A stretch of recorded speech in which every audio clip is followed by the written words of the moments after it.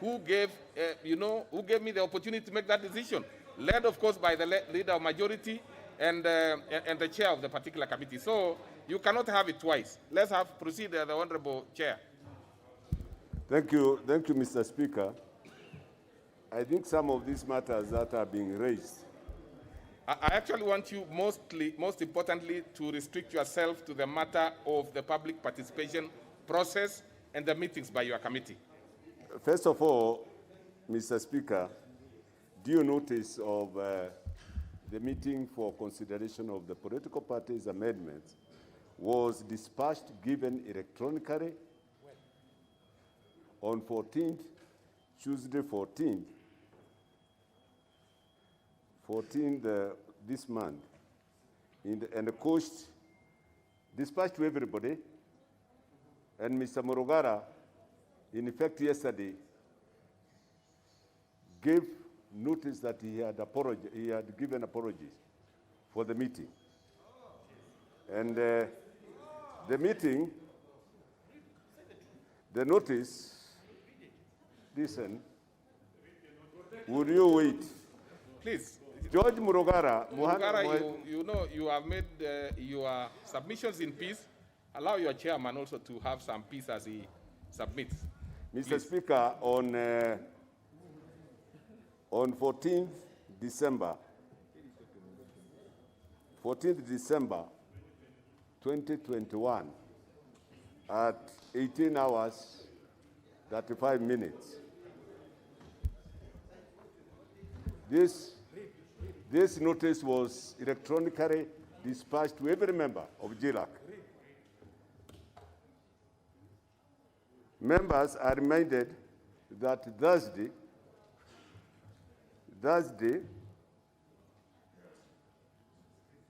we will meet the judiciary. Thereafter, listen, embark on consideration of Political Parties Act amendments, necessitating retreat extension to Monday 20th instant. We will be taking this course, and the Registrar of Political Parties has been invited to take us through the proposals. All members are requested to avail themselves for this notice, for this noble exercise, since the amendments are scheduled for debate at a special sitting next week. That one, yes, members attended yesterday when we retreated to room 9. Honorable Murugara requested the chair to register that his apologies were not captured, the minutes. Thereafter, Mr. Speaker, we went ahead to consider the report. He never raised any complaint. He never brought any memorandum. We left that room at about 6 p.m. That's the so-called memorandum was not brought to the notice of the committee at that hour. All right. Mr. Speaker, I know. So we go to the leader of majority. I know. May I continue? Mr. Speaker? Mr. Speaker, may I continue? Any point of order? Any point of order that I'm going to entertain? What is it, Honorable KJ? What is it? Thank you very much, Mr. Speaker. And it's going to be a minute. And with your protection, kindly, Mr. Speaker, not a speech. I can be heard in silence. Not a speech. A point of order is not going to be heard in silence. It's going to be heard briefly. Mr. Speaker, yesterday I did rise in my place and request that this House admits reports to this House procedurally following the provisions of Article 118 of the Constitution that requires us to have public participation. Mr. Speaker, from the chair yesterday, you said public participation cannot be seen to be a cosmetic affair. Mr. Speaker, yesterday evening, the Committee on Justice and Legal Affairs met, Mr. Speaker.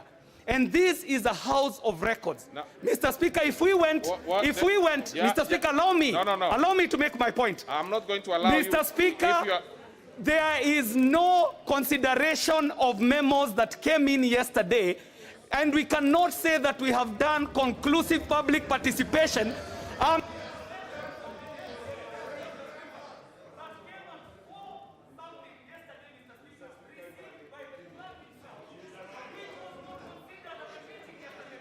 Thank you very much. Okay, thank you very much. So, Chair. Okay.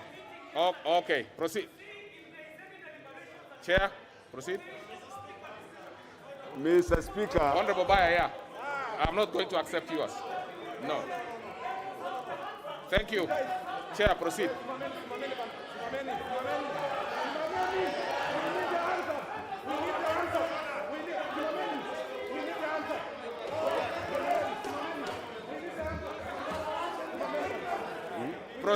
Proceed, Honorable Chair, and then we come to Mr. Speaker.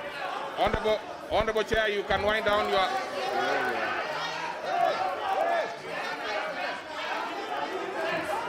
Okay.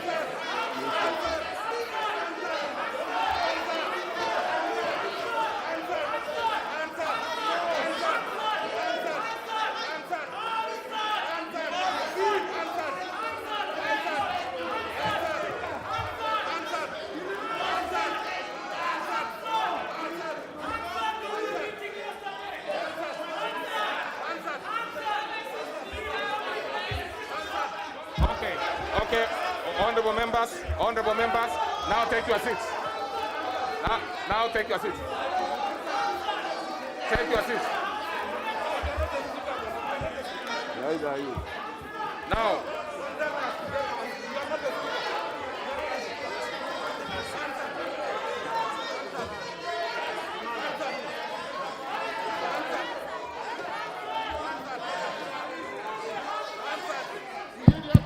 Give it to TKJ. Speaker. Now let me comment about the Hansard. Take your seats. I comment about the Hansard. Take your seat. Take your seats, honorable members. Now is your hand. Okay. Now order, Honorable KJ. Honorable KJ, take your seat. And the rest of the members, take your seats. Now let me make a comment about the request that you have asked about the Hansard. Now can you just take your seats? I am going to order that particular member out. So take your seats. You have asked for the production of the Hansard. You have asked for the production of the Hansard. You, Honorable KJ, I'm going to ask that if you become unruly, I will take some step which I do not want to. You have made a request and you are still shouting. That does not make you are being very unruly. Now, you have said that you want to see the progress.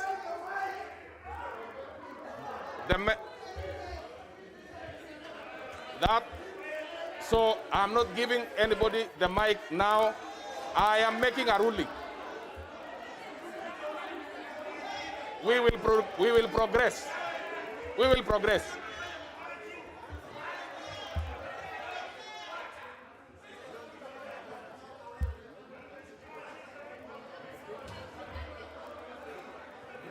The member for Tigania West. The member for Tigania West. Member for Tigania West.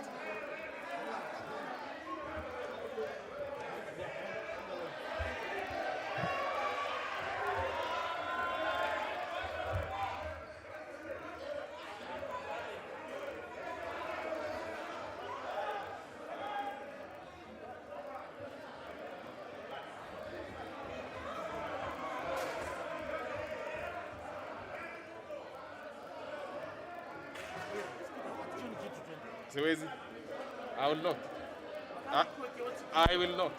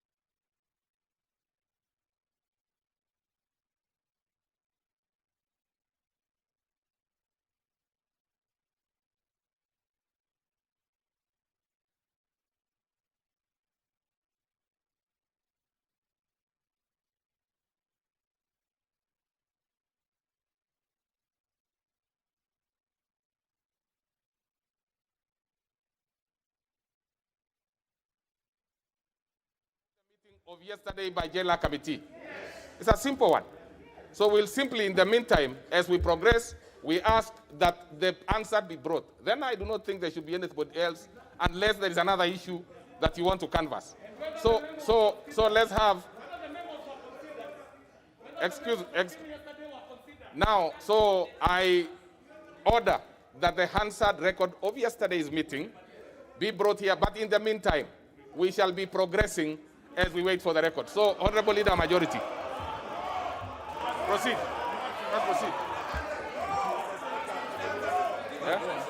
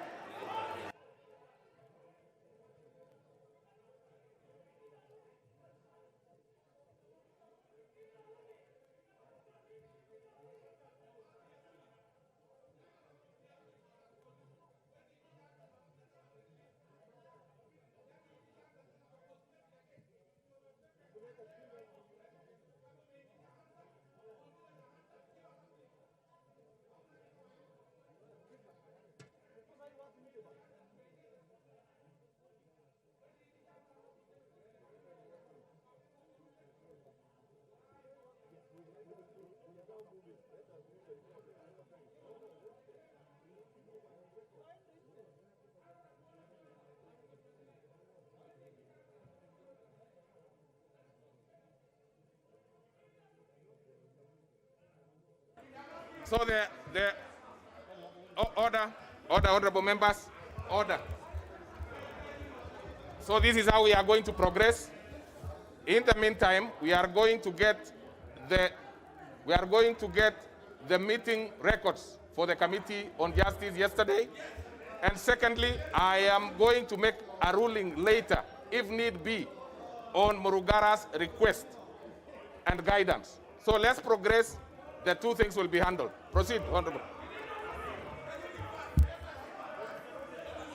Now let me tell you, Honorable members. I know for sure you know that the ruling is not possible now because, number one, the Honorable Murugara did not give notice directly to the Speaker. He has made his notice here. And it is not your ruling anyway. It is Murugara's ruling. So we are going to progress as we get all those things. Thank you. Let's proceed. Yes.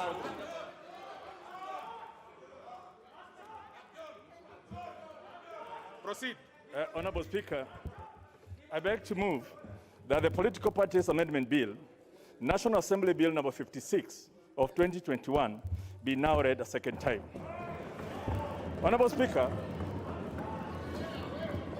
political parties are endemic to democracy.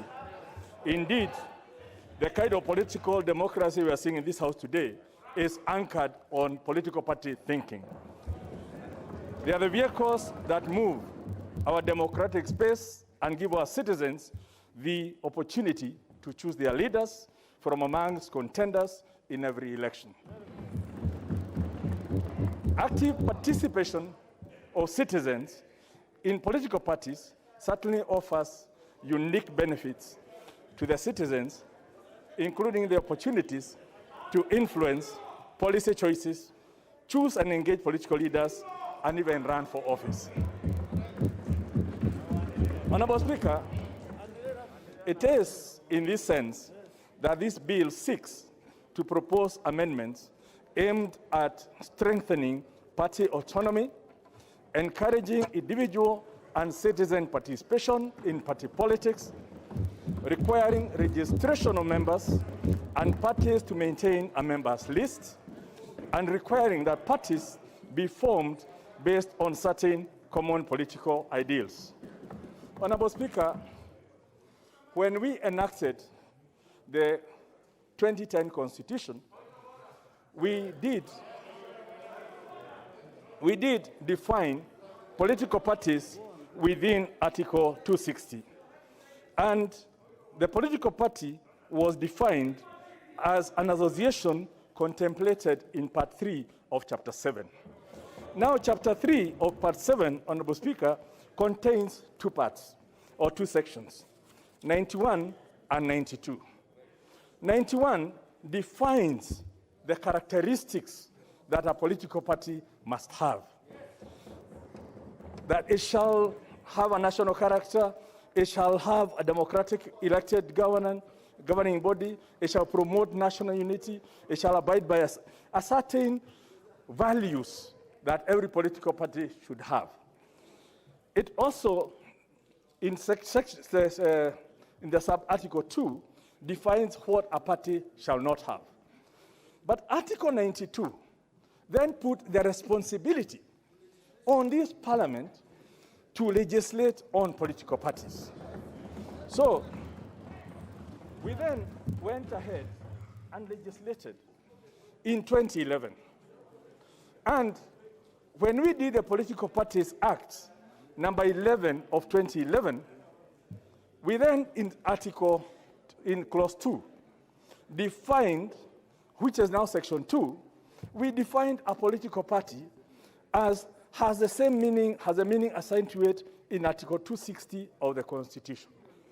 So we ended up with a situation where the House that was given the power by the Kenyan people to define a political party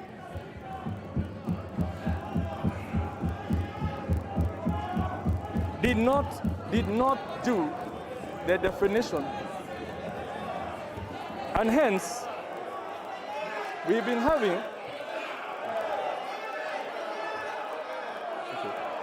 so since 2011 we've been having this problem where a political party has not been defined by this House. Yet the responsibility was put on this House to even define a political party.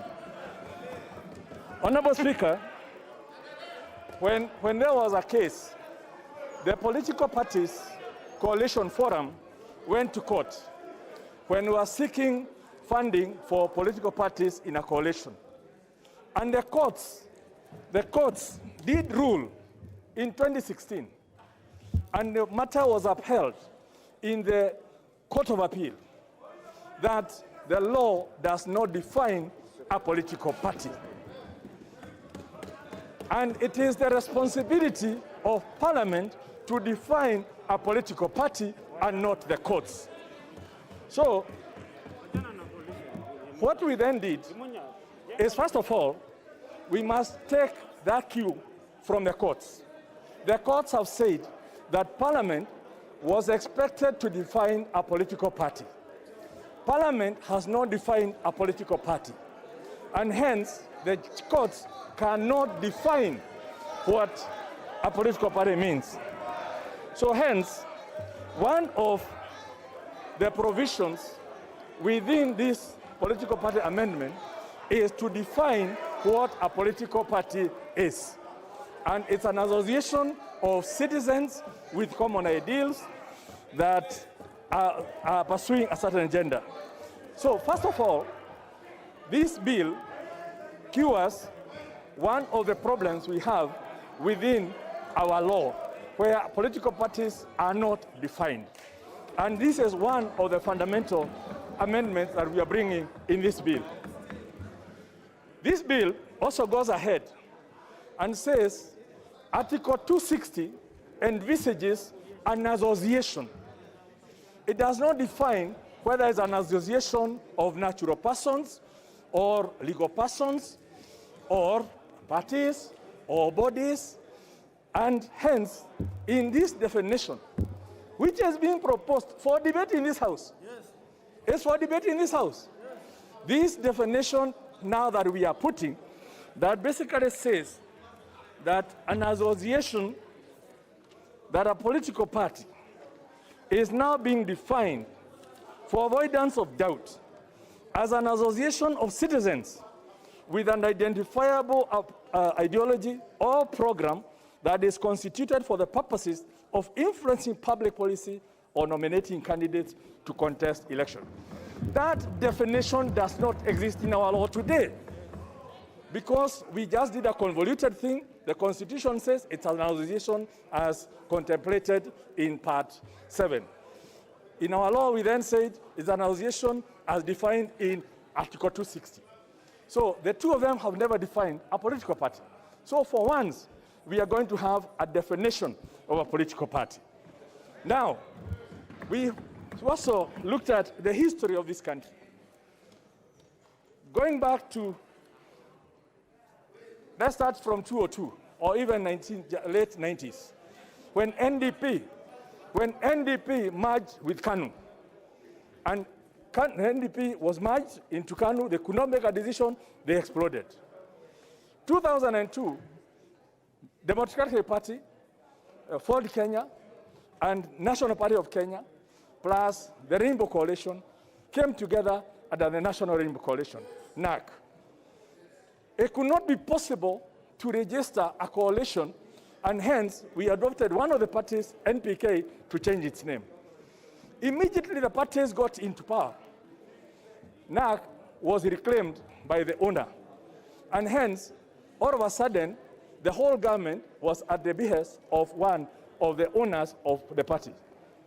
Fast forward to 2013, TNA got into a coalition with URP. And in that coalition, the president, Uhuru Kenyatta, had a running mate from URP, but who could not run on URP because the party, the polo, does not recognize coalitions. So His Excellency William Ruto had to run on TNA. Now, move forward to 2017. Let's move just, for example, to 2017. A number of parties, ODM, Wiper, ANC, Ford Kenya, moved together as the National Super Alliance. But the National Super Alliance could not sponsor a candidate. So ODM sponsored the candidate, right? Including the running mate, who was not from ODM. And as a result, we all know the issues that have happened since then. In between, in 2016, Jubilee attempted to cure the problem and amalgamated all the parties that had supported Jubilee in the coalition. We know the story that happened, yeah? So, of course, some people have bolted, yeah? But the issue we need to look at is that in Kenya, it's so clear that coalitions will be the issue of the future. It's a global phenomenon. In Britain, there are coalitions. In Germany, there are coalitions. In South Africa, there's coalitions. Everywhere, it's coalitions. But how do we ensure that parties that come together through a coalition are protected from the issues we have seen in the past? And you see, that is what we need to think of. That when 2 or 3 parties come together, it cannot be the big brother that they are relying on to protect them. They must be protected in law. And hence, what we are providing for now is a legal recognition of any framework that allows 3 or so political parties to come up together so that they sponsor their candidates as a political party, they share in the money as a political party, and it's not up to big brother or small brother to control the shots. Now, that is the best thing that can happen to this country. And I would doubt why would anyone even have a problem with this kind of arrangement where your small party is protected, you as an individual is protected, and we can move forward. Honorable Speaker, we also know that we've been having problems with access to political party funding. Political parties are funded by the exchequer to the tune of 0.3% of the national revenue. Okay, we'll be making an amendment to that because the national revenue reference was in 2011. Now we know it's shareable revenue, which excluding the money for counties. But that money is only accessible to what we call the big boys. That money has never been accessible to the small parties. So small parties will have 3, 4 members of parliament. They will have a governor. They will have some members of the county assemblies. But they cannot access the national kitty that's set up to promote the growth of democracy in this country. So one of the amendments that are being proposed in this law is to lower the thresholds for access into the national funds that are being provided for the growth of democracy in this country. So that any party that wins a seat, be it in the county assembly, be it as a governor, be it in the Senate, or be it in this National Assembly, has put enough effort to merit participating in the sharing of the national funds. And you see, this is the kind of thing that is good for democracy in this country. Now, we may oppose things because we think we don't need this. Now, I want to say, if a small party like the PDR was not given a coalition housing by Jubilee, there will be no order today. Because PDR, as a small party, was housed by a bigger party. It was able to produce a bigger party. So, basically, what we are looking at in these amendments, all these amendments typically have been brought in to ensure that we now clean up the mess we have not cleaned up since 2011. What the courts have told us, you need to clean up so that political parties can be properly defined. The issue of coalition parties, the sharing of money, and most importantly also, how we participate within our nominations, so that we don't have a situation where one party goes to influence the results of another political party at the nomination to get the weakest candidate. Only members of a certain political party will be able to participate. We've seen that happen where the worst candidates have been produced because a political party that has an interest in an area goes and influences the results of that by briskly supporting the weakest candidate. So, honorable members, I wish to ask that you look at this bill and look at it from a positive perspective in terms of how it enriches democracy. And if you find that there are some areas that require amendments, let us reason together. Let us bring those amendments. Let us harmonize them so that we give to the Kenyan people a political party act that will withstand the test of time now and into the future. Honorable Speaker, I could go on and on, but I don't want to go through some.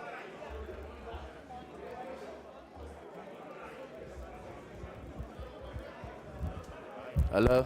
Thank you, Mr. Speaker. Leave the matter at that point and urge members that let us think when we are legislating for posterity. We are not legislating for any of us,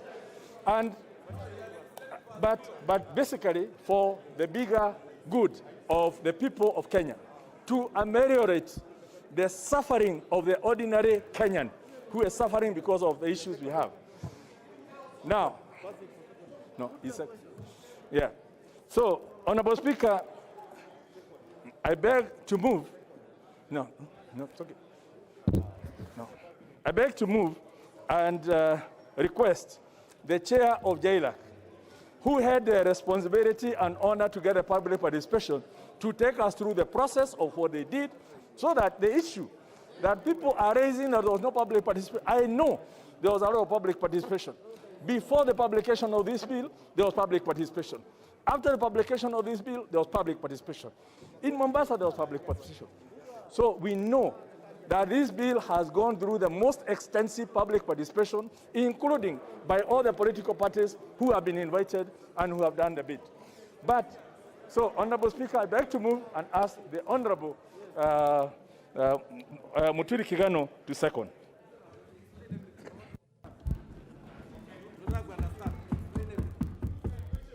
Mr. Speaker, I beg I beg to second,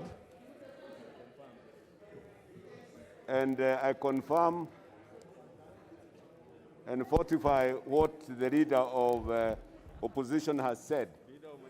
Majority. You are opposition. Sankoch. Yes. Yes.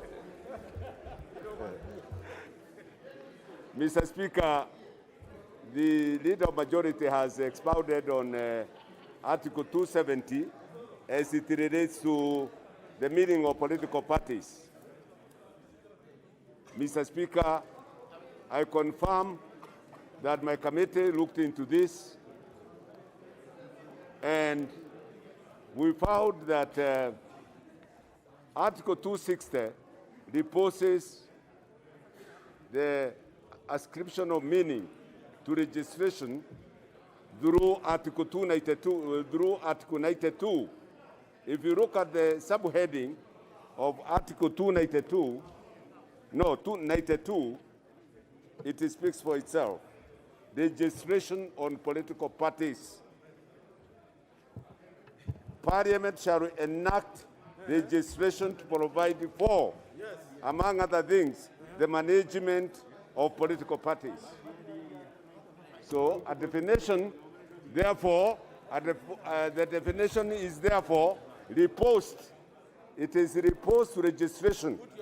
Now, the registration that has ascribed meaning is the bill now. The bill that is before this House is the one under Clause 2. The bill, the Political Bills Amendment Bill 2021. Mr. Speaker, if you can protect me from this hekura. Yeah?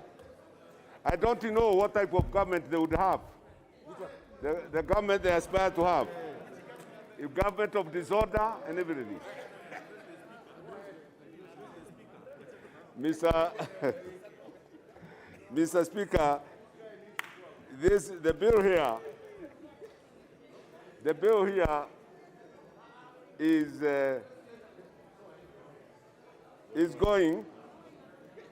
going to remove, to erase any overlapping, the overlapping mandates between IBC and the Office of the Registrar of Political Parties to enhance effective management of political parties and define the role of the Registrar of the Office of the Registrar of Political Parties regarding independent candidates, and to implement the Constitution, fully implement the Constitution to address the gaps identified in the Office of the Registrar. For example, the meaning of what a political party, a coalition party is.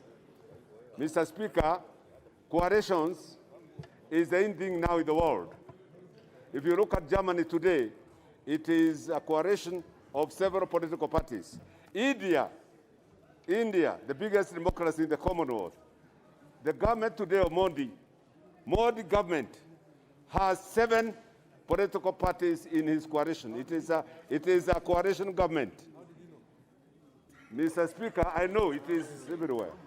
Mr. Speaker, I know it is choreographed. This Muragara and Songkok are choreographing as a way of disrupting everybody who speaks here so that they can buy time. Mr. Speaker, the bill seeks to provide, as I said, proper definition of what a political party and a coalition is. It also seeks to define party nominations, provide for party nominations to differentiate same from registration of candidates in elections.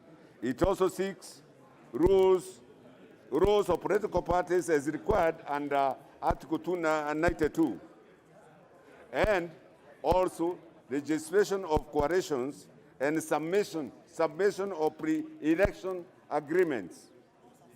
Mr. Speaker, parties as they start today are a bit, they are not properly defined. So you need now to define the ideology and the slogans. We also need to have timelines for reservations of names, symbols, colors, lifespan, and provision of registration, streamlining the resignation, expulsion of members, and deeming of resignation, including the organ of thus you shall do it.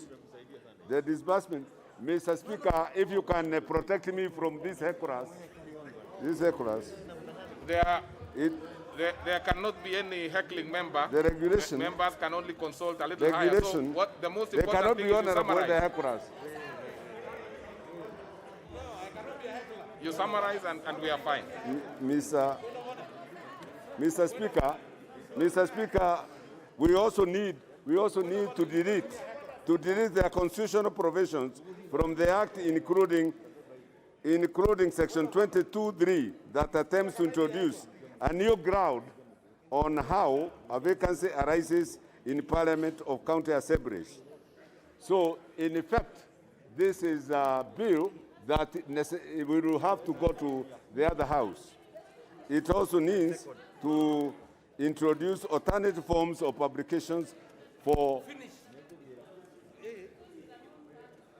Mr. Speaker, lastly, I need to summarize and say these bills seeks to address overlapping of mandates, the enhancement of effective management of parties, the implementation of the Constitution, including Articles 82, 90, 2, 103, to address the gaps identified in execution of the office of the mandate, lessons learned from experiences to address needs of Kenyans as drawn from stakeholder engagements, to address domestic and international jurisprudence, which we have drawn from Katiba Institute. So, Mr. Speaker, with those remarks, I beg to second. And I propose the question, which is that the Political Parties Amendment Bill, National Assembly Bill number 56 of 2021, be now read a second time. Leader of Minority. Mr. Speaker, I want to take the shortest time possible. Even though I have 15 minutes, I'll take a third of that. Mr. Speaker, first I want to address myself the question of whether, when we expand the definition of a political party, that infringes on the Constitution. Mr. Speaker, I would want to invite those who are arguing like that to look at Article 92 and see that we were required to bring clarity in terms of defining what a political party means. So that is number one, Mr. Speaker. Number two, those who are complaining about this bill, I don't know whether they have taken time to read it and understand the provisions of Clause 13, Mr. Speaker. Mr. Speaker, under Clause 13, you will realize that presently, if for whatever reason, registrar deregisters or suspends a political party, Mr. Speaker, the only people who are saved is a member of parliament and members of county assemblies.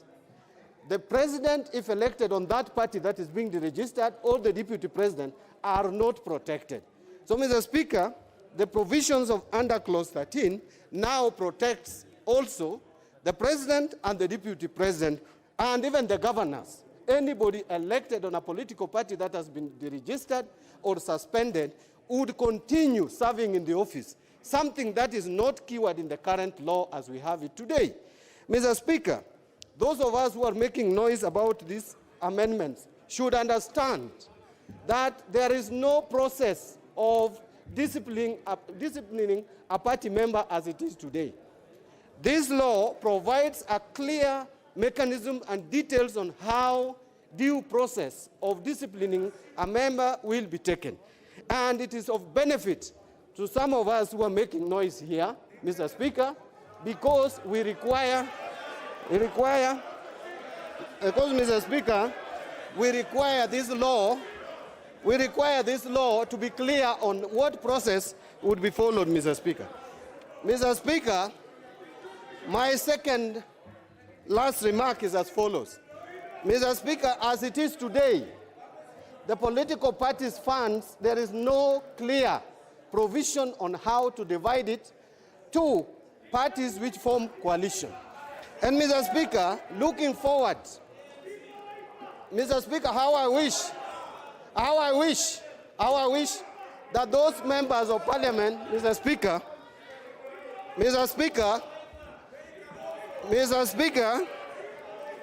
Mr. Speaker, these members, if they are the numbers, we have been told about 150 members supporting a particular cause. Mr. Speaker, you can see when we come to the floor of this House, the members are hardly 20, and that is why they are making noise, because they know they don't have the capacity, they don't have the numbers, they don't have even intellectual capacity to argue their case, and therefore they will continue making noise.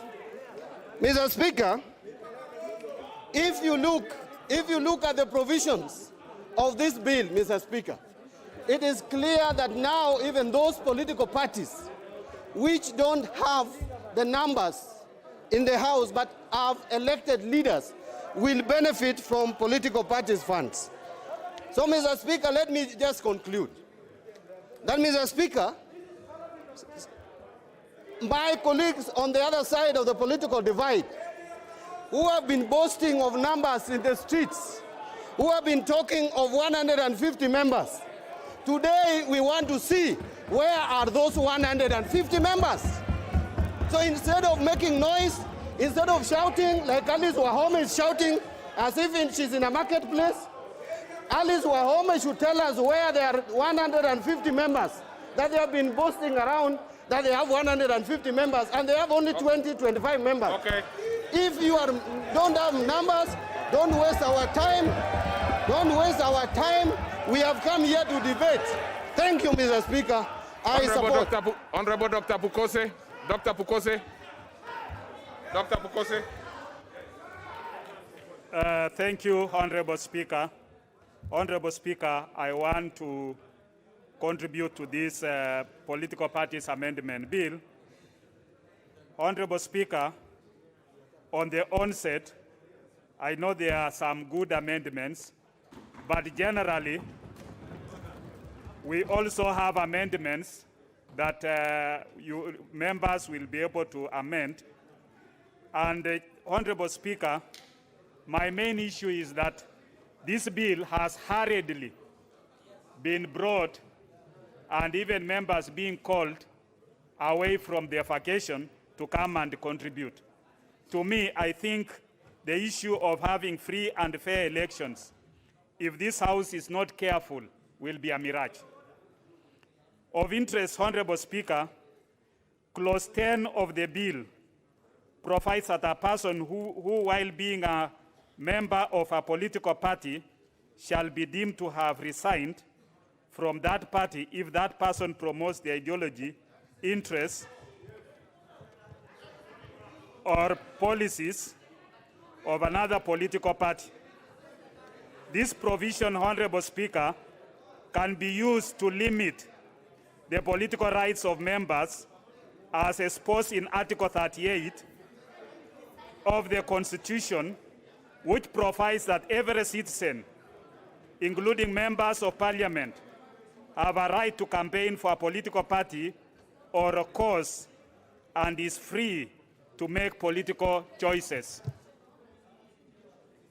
The bill outlaws these political rights, and more so, if enacted, shall be used to threaten members who support certain causes, for instance, economic empowerment and other ideologies of a party for which a member believes.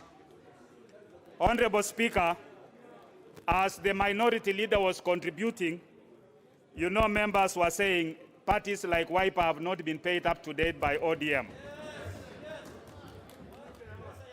And Honorable Speaker, when you look at Clause 15 of the bill, it amends Section 25 of the Political Parties Act to provide for the formula of distribution of the political parties fund, which is proposed as in the bill.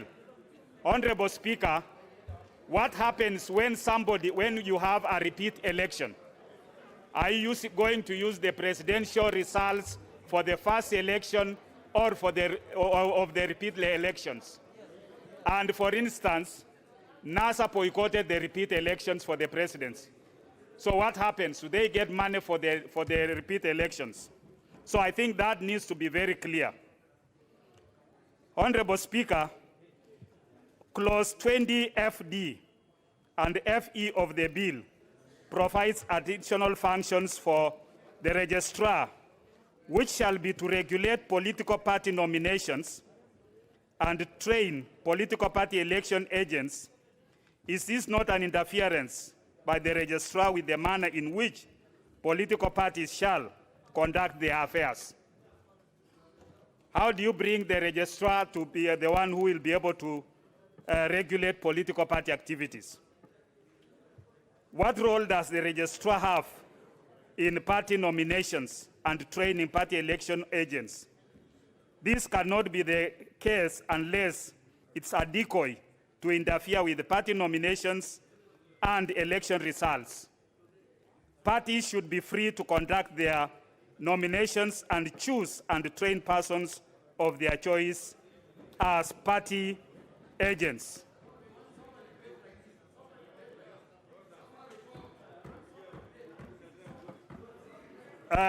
Honorable Speaker, in clause 22 of the bill, it seeks to provide requirements for conduct of political party nominations, which includes the requirements that a political party that intends to conduct a political party nominations under this act shall apply in writing to the registrar of political parties for a certified copy of the register.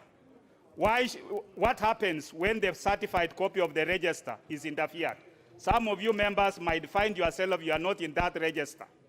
We can only, what happens within even a constituency where you have members that have registered as voters?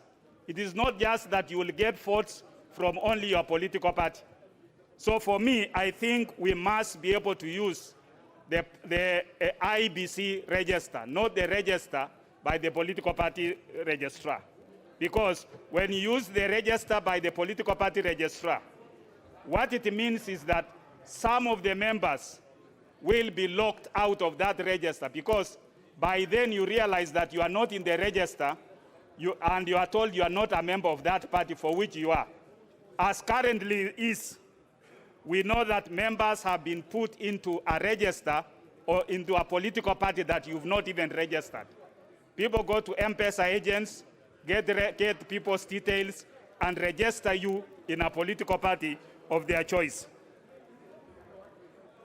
It is, however, notable that the bill outlaws the participation of any person who is not a registered member of the political party to participate in the party nominations.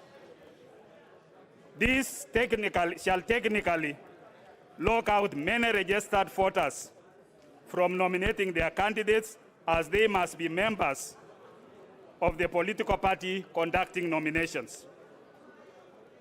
Honorable Speaker, from what I have highlighted, I beg to oppose the second reading of the bill unless it is amended to accord with Article 38 of the Constitution on the political rights, and more so, allow parties to exercise their affairs democratically without threat or interference. One cannot talk of free general elections when parties are also not free to run their affairs. What is, however, clear is that the bill was brought as a decoy to change the terrain of political parties. To this end, I stand to be counted, Honorable Speaker, that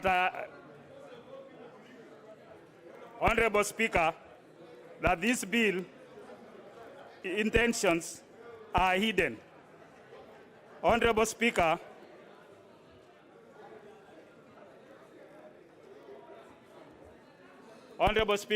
I beg to oppose. Thank you. Now, the Honorable Dr. Wamalwa. Honorable Dr. Wamalwa. Thank you, Mr. Speaker. Mr. Speaker, I'm speaking as the Secretary General of Ford Kenya Party. And Mr. Speaker, I'm also speaking on behalf of Political Parties Liaison Committee. Mr. Speaker, there's an English proverb which says, the shoe wearer knows where it pinches. Mr. Speaker, we've been in coalitions. We were in CORD and we were in NASA. Mr. Speaker, in the last parliament, I had brought a law, Mr. Speaker, of the recognitions of coalition, more importantly, on the aspect of political parties funding. Mr. Speaker, when you look at this, Mr. Speaker, when you look at this law, Mr. Speaker, it has some merits and it has some demerits. Mr. Speaker, Article 94 of the Constitution is clear. When it comes to matters of legislation, this House has the legislative authority. Mr. Speaker, we are going to debate this bill, and where there's an issue, Mr. Speaker, in the committee of the whole House, we are going to propose amendments. I request the honorable members, Mr. Speaker, we debate this bill with decorum. Mr. Speaker, I want to take members to the memory lane. Mr. Speaker, in 2013, we were in code coalition, Mr. Speaker. This was Ford Kenya, NASA, and ODM. Then 2017, we had Wiper, ANC, Ford Kenya, and ODM. And when we confronted the register of political parties, Mr. Speaker, she could not send us political parties funding directly. It had to go to the big brother ODM. And Mr. Speaker, now with this law, the registrar of political parties will be able to disperse funds directly to that members of that coalition, Mr. Speaker. Mr. Speaker, when you look at this bill, Mr. Speaker, when you look at this bill, it has even reduced the threshold for you to gain the political parties fund. Mr. Speaker, under the Political Parties Act, you are required for you to be registered as a political party. You must have minimum of 24 offices in the counties, Mr. Speaker. You also you need to have registered members, Mr. Speaker, 1,000 minimum in every county. For you to fulfill that, Mr. Speaker, you need money. The small political parties, Mr. Speaker, have really suffered. Under the Political Parties Act, there's 0.3%, Mr. Speaker, that is supposed to be channeled to the political parties for purposes of enhancing democracy.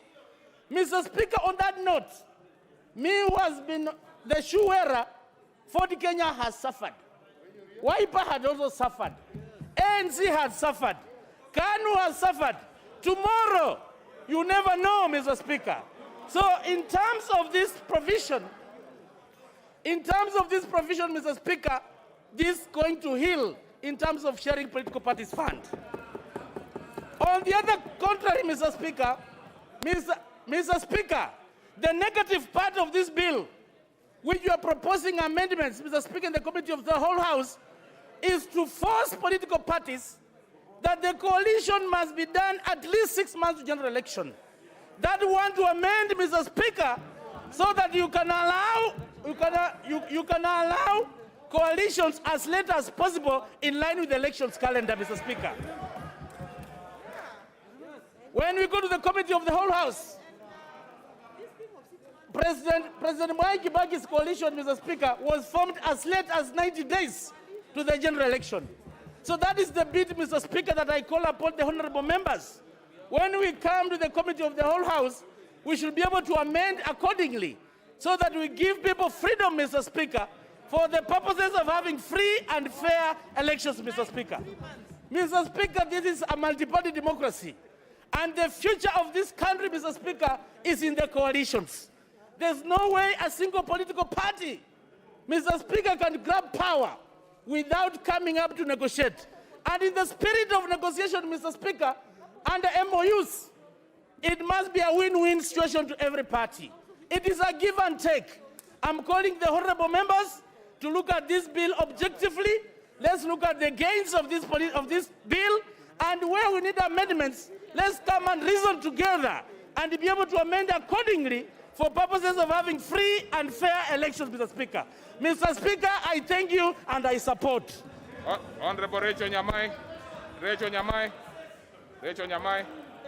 Thank you, Honorable Speaker, for giving me this opportunity. From the onset, Honorable Speaker, I support this Political Parties Amendment Bill with very clear reasons, Honorable Speaker. Honorable Speaker, these amendments that we are doing are going to give an opportunity within the law to be able to conduct direct nominations and also indirectly within the law, Honorable Speaker. And this is going to be cheaper for our political parties. The participation of the members' lists in the nominations, Honorable Speaker, is also going to bring some sanity in nominations, so that people are not put in situations whereby other political parties will gang up against a candidate who is strong within a certain region. Honorable Speaker, as my colleagues have said, the future of this country, Honorable Speaker, is going to be in coalitions. And anybody, Honorable Speaker, who is scared of coalitions should know that this is the way to go. The situation of winner take it all is also going to be healed by the amendments that we are doing today, Honorable Speaker. Honorable Speaker, the situation, Honorable Speaker, that some individuals seem to be scared of, whereby one individual wants to take control of the win and other people slightly lower than the winner are not given an opportunity to speak. It's not going to happen, Honorable Speaker. Honorable Speaker, the issue of sharing political parties' funds is also strongly going to be handled by these amendments that we are doing today, Honorable Speaker, whereby especially the small political parties are not going to be messed up by the big political parties, as it has happened with the Wiper, which some people are shouting, and I believe that they are not shouting because they are happy for Wiper. It's because of different reasons, Honorable Speaker. Honorable Speaker, yes, Kalonzo will be able to benefit, among others. Honorable Speaker, the matter of freedom of association is clear within our Constitution. So, the amendments that you are going to do today, or to amend today, Honorable Speaker, are going to give an opportunity, Honorable Speaker. Honorable Speaker, the amendments that you are going to do, Honorable Speaker, will give a situation whereby different parties that have the same ideologies and the same policies can come together and lead within the law. Honorable Speaker, also registration of the coalition is very important, such that in case of any agreement that happens, Honorable Speaker, what was agreed within the coalition is registered by the political parties' registrar. And this will bring an opportunity whereby disputes can be resolved. Honorable Speaker, it's going to be cheaper for political parties in terms of nominations, and this is one of the reasons as to why I support these amendments, Honorable Speaker. Honorable Speaker, also, we are going to give an opportunity, Honorable Speaker, to IEBC to focus on real elections, so that matters of nominations are handled by the political parties, so that IEBC does not get involved in both nominations and matters of the general election, Honorable Speaker. This gives the registrar a clear role in nominations, Honorable Speaker. Honorable Speaker, recognition of coalitions in this CPP is also in the same spirit of BBI that we had, and I believe as an individual and as a member of, the member for Kitui South, that this is going to give a situation whereby our country, which is composed of big and small communities, different colors, red, white, black, yellow, will have an opportunity to be put together, green, to be put together in a situation whereby we have a stake in this country. So, Honorable Speaker, as a supporter, I want to say that anybody who has a problem with coalitions is not the best for the future of this country.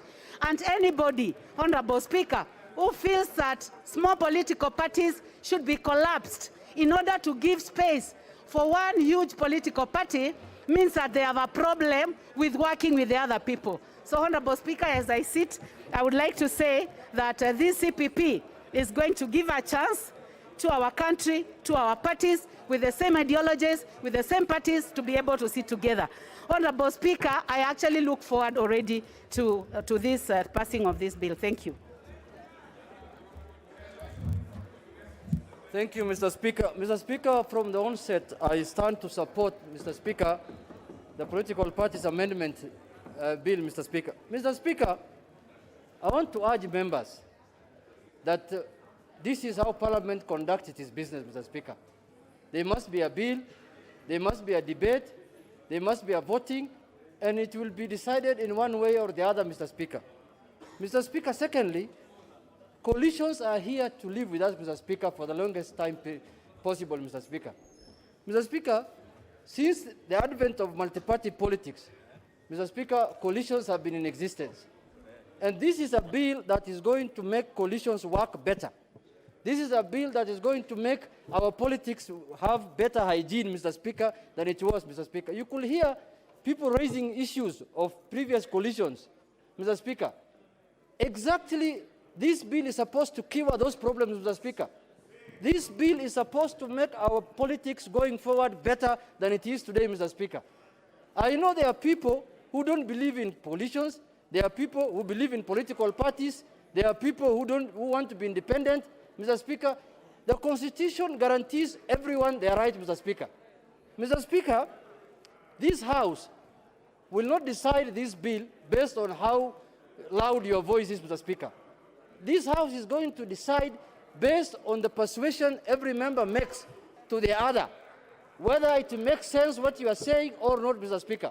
For that reason, Mr. Speaker, I want to urge my colleagues to debate this bill with sobriety so that we can have a bill that is going to help this country, a bill that is going to be for posterity, Mr. Speaker.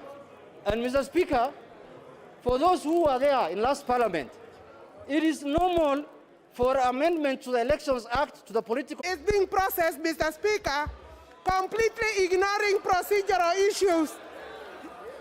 Directly points to a situation where, Mr. Speaker, this bill runs contrary to the Constitution of Kenya 2010, especially when you look at the proposals regarding formation of a political party. The definition of what is a political party, Mr. Speaker, cannot be changed by a legislative enactment, Mr. Speaker.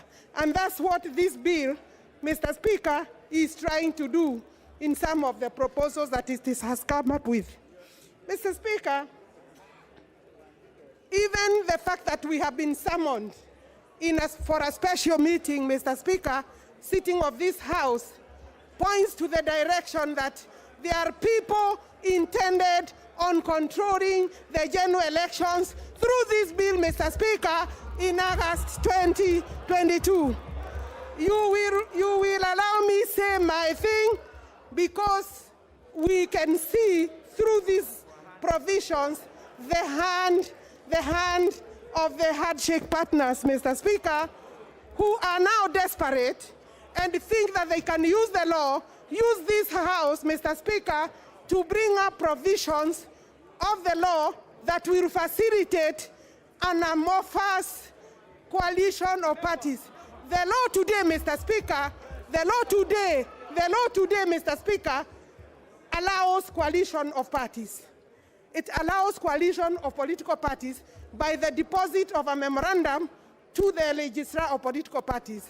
What is this thing that has become so urgent, Mr. Speaker, that requires the session of the House to be called from leave, Mr. Speaker, to come and register it? When you look at the provision, every election period, Mr. Speaker, we find that there are disruptive provisions of the law that have been brought or are intended to give undue advantage to some people. Mr. Speaker, I'm therefore finding that the exercise of this House today, the summoning of this House today, in respect of this bill, absolutely unnecessary, Mr. Speaker. Mr. Speaker, the control, I will be moving some amendments, Mr. Speaker, on the register of members. We cannot allow the registrar of political parties to be the holder of the data of members of political parties.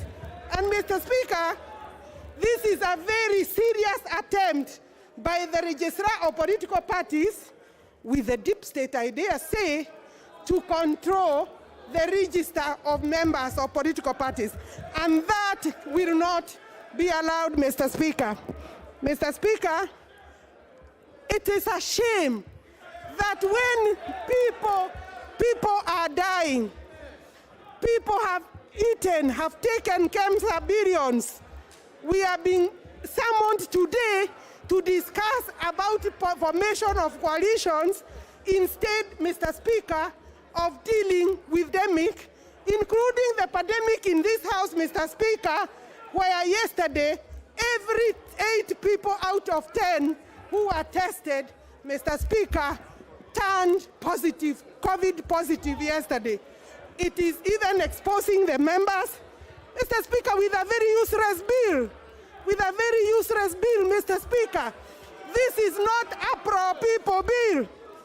Mr. Speaker, this is not a pro-people bill. This is a very selfish move by this House today.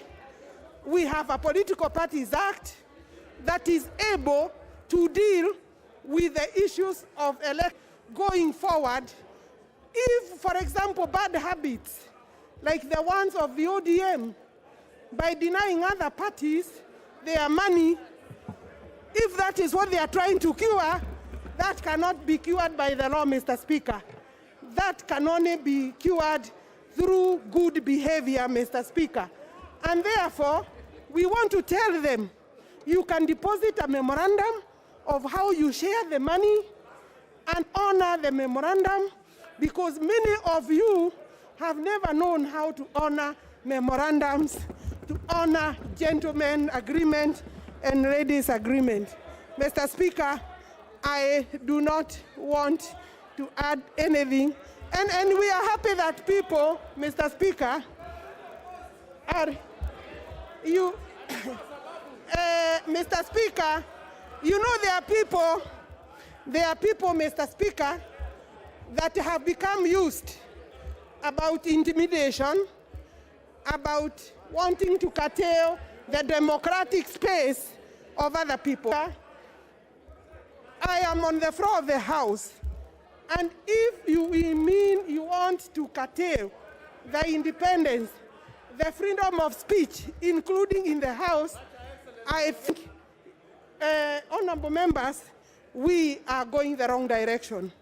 This bill will, if this bill, Mr. Speaker, and I want to go on record, if this bill is passed, this bill will find difficulties and challenges in court by reason of its unconstitutionality. All right.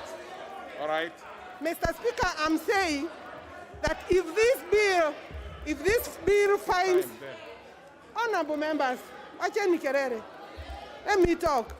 I'm saying, Mr. Speaker, for record, if this bill passes the way it is, and I know we will be looking at it because I have opposed most of it, it will find challenges on the floor or in the court for reasons of unconstitutionality.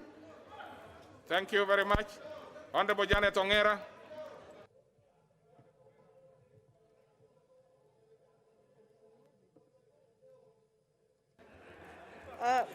Thank you, Mr. Speaker, for giving me this opportunity to contribute to this bill.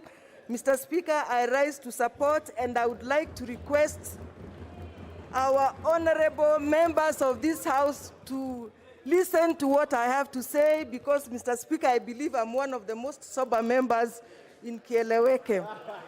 Mr. Speaker, I want to speak from experience. Mr. Speaker, I have run political parties for 10 years in my other previous life. And one of the reasons, Mr. Speaker, that was most challenging was the fact that we never had provisions for coalition political parties, whereby you would have corporate membership, Mr. Speaker. When I look at this bill, Mr. Speaker, it has provided for single political parties of single member constituency. I have seen that this amendment is going to provide for corporate membership. That is a coalition of political parties. It is also providing, Mr. Speaker, for alliances to be formed. What better democracy, Mr. Speaker, can we have when we are speaking about being democratic, except by going through the way of these amendments? Mr. Speaker, the second point that I would like to say, Mr. Speaker, one of the greatest challenges that we have had in Kenya was how to share political funding, particularly where we have coalitions. Mr. Speaker, I remember that the late Kalembe Ndile died crying that his money by Jubilee Party. Mr. Speaker, I know that our partners in NASA were crying that ODM never gave them their money until recently. Mr. Speaker, what better provision than to have a clear provision that the registrar of political parties can actually divide this money based on proportionate representation. Mr. Speaker, I urge, and I seriously urge my colleagues in Tanga to look at this with clear eyes. Don't be clouded. Don't be clouded by the arena of the heat of politics. History will judge us wrongly. Let us look at this with very sober eyes and look at the provisions. There is nothing that is hidden here. This is very clear. Mr. Speaker, with those two remarks, I support this amendment. Thank you. Honorable Azimio. Honorable Azimio.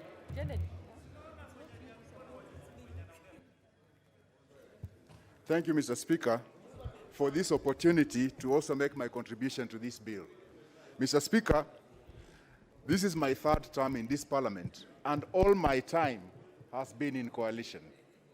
In fact, I've been also part of the people who are negotiating formation of the two past coalitions, CORD and later on NASA. Mr. Speaker, I can assure the House that Kenya is a coalition of states. So a coalition of nations. Nations, the Luya nation, the Kikuyu nation, the whatever nation. All those are nationalities. But then Kenya was crafted by the colonialists. And now we are a coalition of all those nations.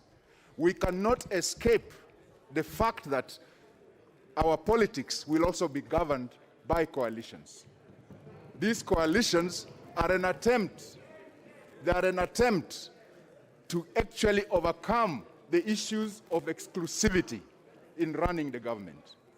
These coalitions are curing the issue of inclusivity so that people can feel included in the governance of the country.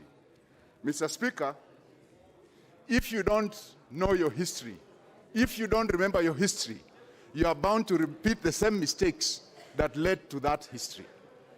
In the sense that we've all seen in the recent past a coalition like Jubilee opting to form one juggernaut party, and in the process, it is slowly imploding.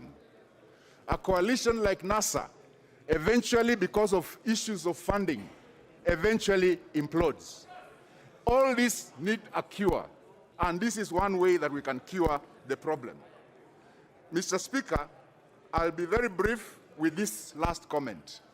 It is important that we all note there are those who are concerned about the timeline of forming coalitions. But we must note several things. One, IEBC will require time in order to do the ballots and all that. That time scale cannot be ignored. And it has to be done properly. We all know the history of IEBC, who have had issues with procurement. We must give them enough time to be able to do their procurement. But then, there are those who are uncomfortable with the time stipulated in the bill on formation of coalitions.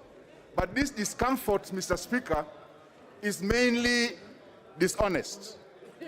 This discomfort is dishonest in the sense that there are people and several parties which are well known who are sitting on the fence waiting for the highest bidder. And these sort of coalitions and these sort of parties fear that when they are told to do their coalition 6 months to the election, they'll be discovered where they lean to. And they are hoping to ride in such a way that they are not uncovered until 3 months to the election. And that's the discomfort about the timeline.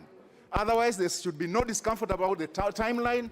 If you want to play clean politics, make your coalition early enough so that you are able to go and campaign. You are able to give IEBC time to also prepare the ballots.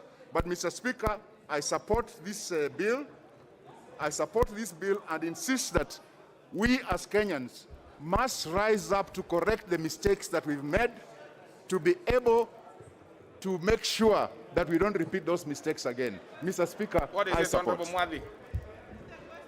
What is it, Honorable Mwadi? You don't, even you, once you have put your card, it is enough. You don't have to put your hand up.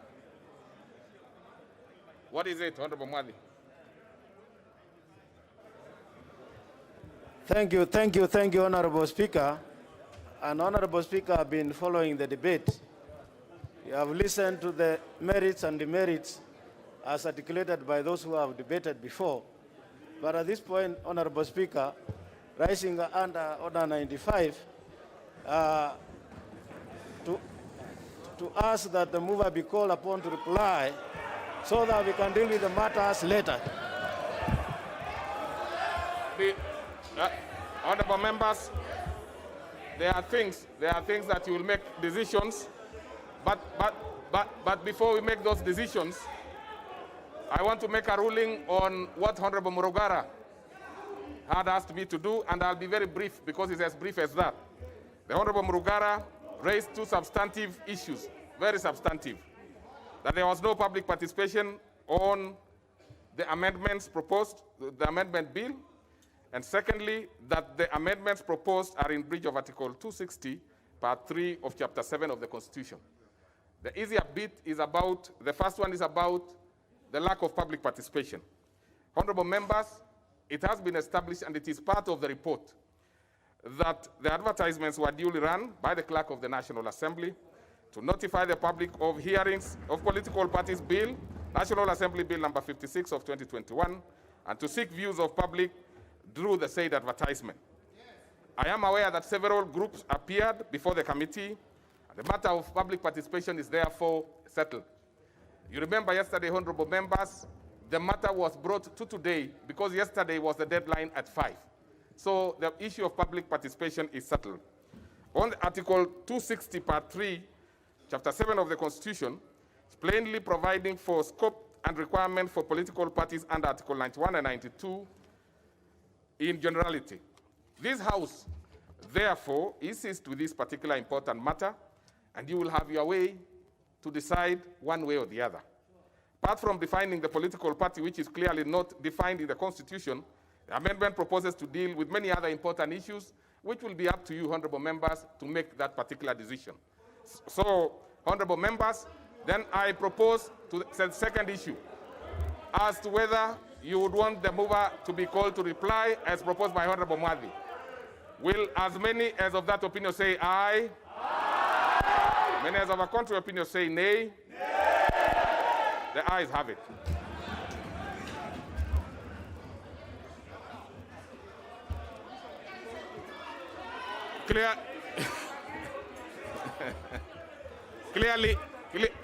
Clearly, honorable members, you can take your seats. No, don't take your seats. Allow the counting of these particular members, those who are standing. Count the numbers, and we confirm that we have the numbers to proceed to the next step. Yeah, just a minute, please. We are confirming. Those who are standing, don't sit down.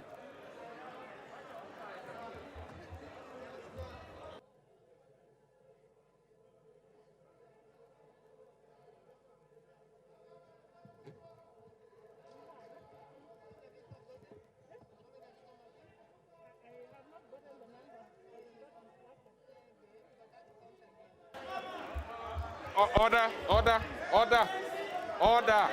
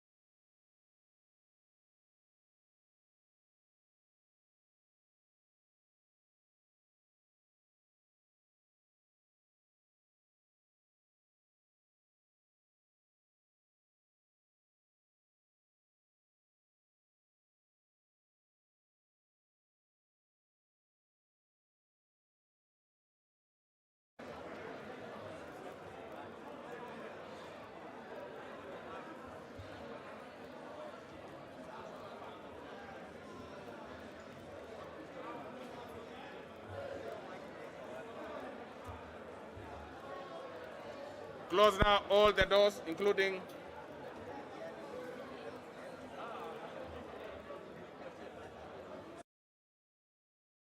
hapa or close huko. Yeah. Laini wasikuja hapa.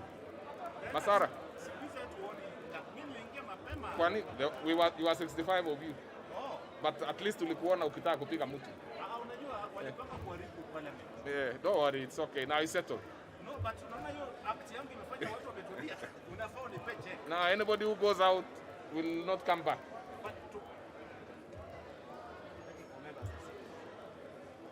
Now members, take your seats because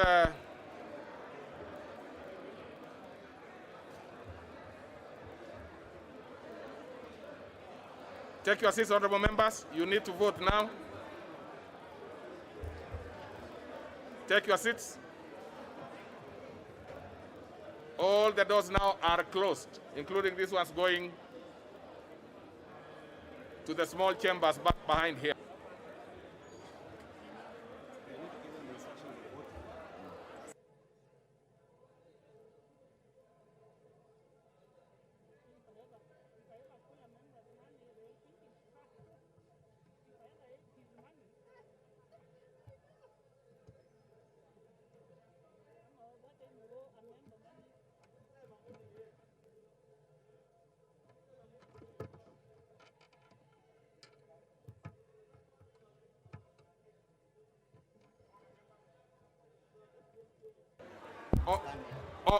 Order, members. Now let me, first of all, put the question, which is that the Political Parties Amendment Bill, National Assembly Bill number 56 of 2021, be now read a second time. That is the question. No, sorry. Let's start first with the mover be called upon to reply. That was a particular question. So let me repeat again on record that the mover be now called upon to reply. All right? Now there'll be two sets of voting. You will vote electronically for those who have cards. And so that we do not disenfranchise members who have not come with cards today, we understand the circumstances, will be allowed to vote manually. And those who are voting yes, other members. I mean, members know their thing. So I'm sure it is you are sufficiently guided. So we will take that now. So those voting yes will come to the right of the speaker, and those voting no, that is the position. To the right of the speaker, those who are voting yes, those who are voting no, to the left of the speaker. That's the position. It does not matter. Maybe today you would have wanted to be nearer, but that is the tradition of the House. The ones voting yes always votes to the right of the speaker. And those who have your cards ready, we will be voting electronically. So what you need to do, those ones who do not have cards, just come.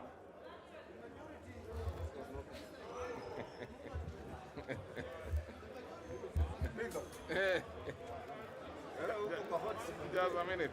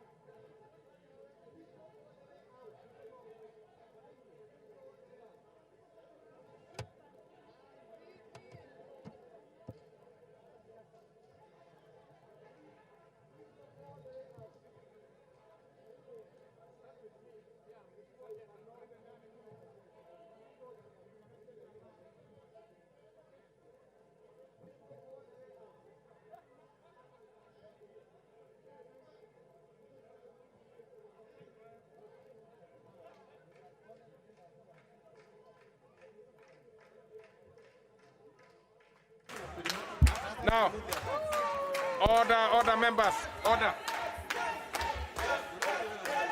Order.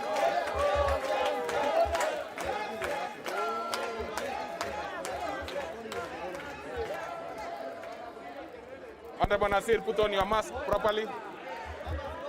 Now, members, remove your cards. Remove your cards. Log out, honorable members. Those who have cards, log out first. Yeah?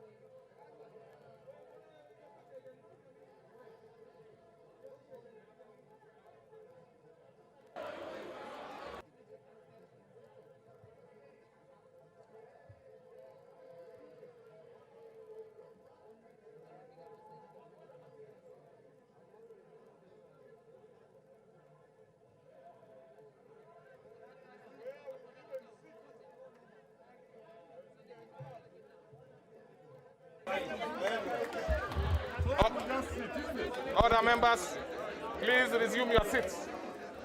We will vote manually, all of us. So you will be called out and you will vote. Everybody, honorable members, because most of you don't seem to have cards. So majority, so let's do a manual one. Let's go manual, yeah. Yeah, take your seats. Take your seats.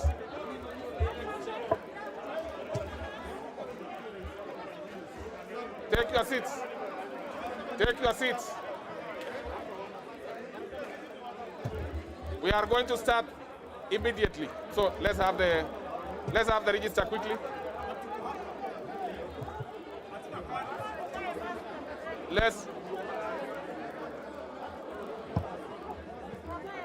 Please take your seats. Everybody seems to be.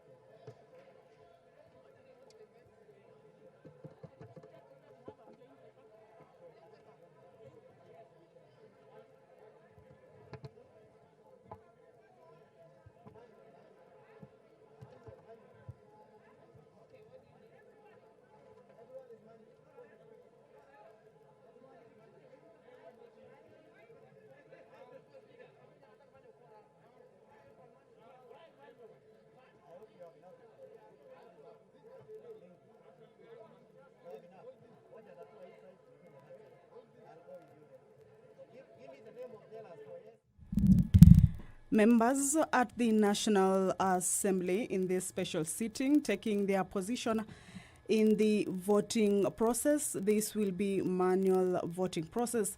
The Deputy Speaker of the National Assembly, Honorable Moses Cheboy, has just directed that members put themselves in order to enable them participate in this manual voting. This is in accordance to the question that has been put, that the mover of the bill be called to reply, and this will require the two sides to declare their positions, whether they are objecting to that particular move or they would like the mover of the bill to be called to reply. This is a special sitting, and this morning the members began debating on the Political Parties Amendment Bill 2021.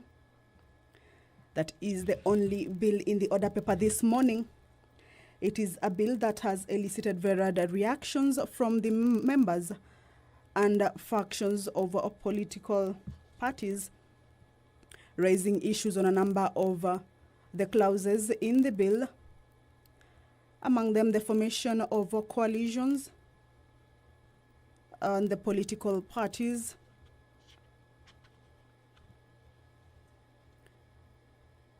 members, we need 2 tellers, 1 for ayes, two each, 2 for ayes and 2 for nays.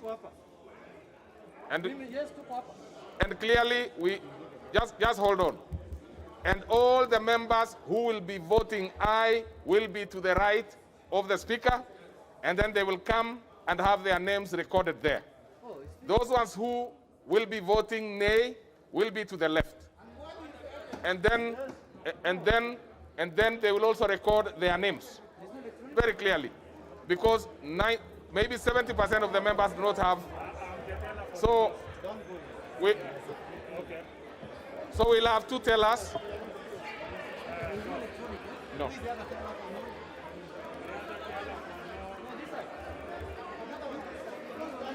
Now, and sit in your places, please. Yes, to the left and to the, yeah.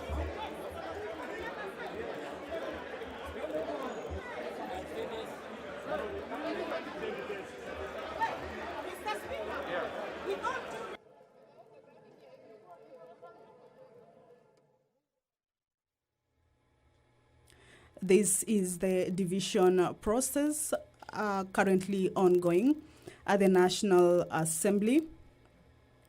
This is in accordance to the move by the Deputy Speaker, Honorable Moses Chiboi, that the mover of the bill be called to reply, but it has necessitated the House to go on division for the members to decide or make their decision on whether they would like the mover of the bill to be called to reply. And this will see members vote on either side, whether they would like or not. And this one will see members who will vote yes, perhaps go to the right side of the speaker, and those who will be objecting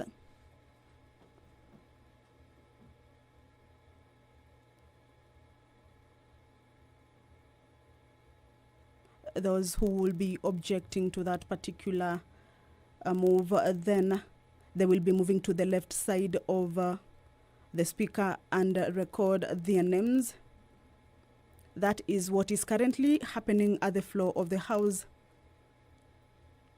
Members deliberating on which side they will be taking at this particular moment. It is a crucial moment. It is a crucial bill. It is a bill that has seen the House sort of divided this afternoon, but the debate began this morning, and the members have to be keen on the decision they are making, because as each member rose to give their opinions and their views,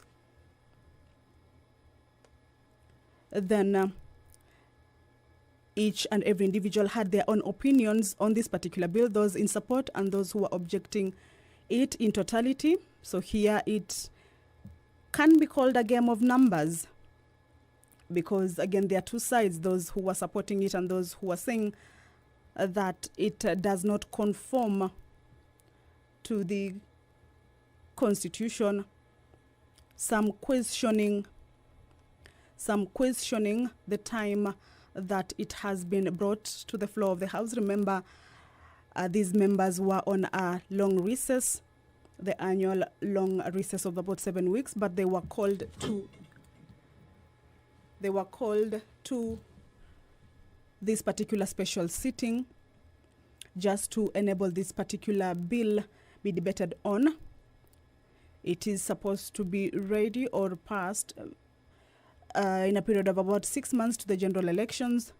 So like I told you earlier on, it's a game of numbers that political factions have to lobby for their members to make a wise decision for the two sides to get the numbers, the requisite number that is needed for the bill to go to the next stage. It is a crucial moment.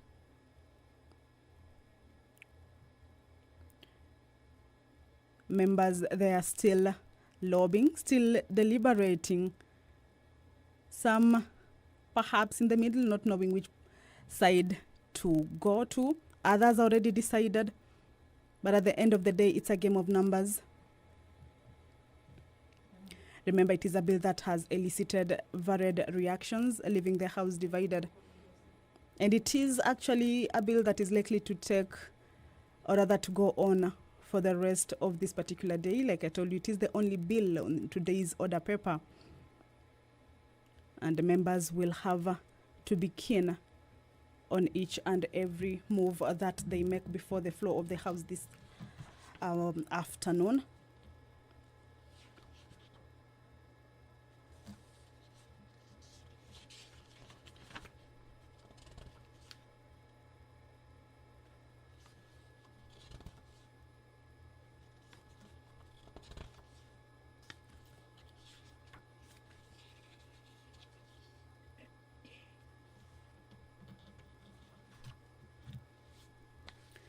Some of the issues that members who stood to give out their views on the bill this morning all the way to the afternoon hours is on the issue of coalitions. Again, the issue of formation of political parties.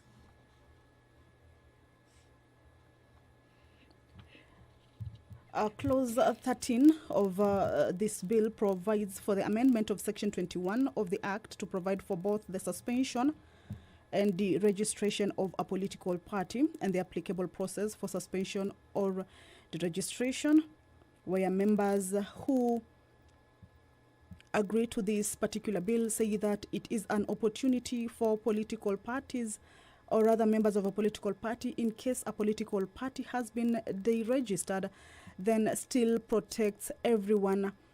This is in contrary to what the Political Act of 2011 said, and they were saying that this particular bill, especially this particular clause, allows for members of a political party to benefit or to be protected in case a political party is deregistered. Members, they are saying that this bill will actually protect everyone and that it should be voted for. Clause 14 of the bill provides for the amendment of Section 22 of the Act to provide for the continued holding of an office established under the Constitution by a person elected to that office after the deregistration of the political party to which that person belongs, whether or not the person joins another political party or remains independent of any political party.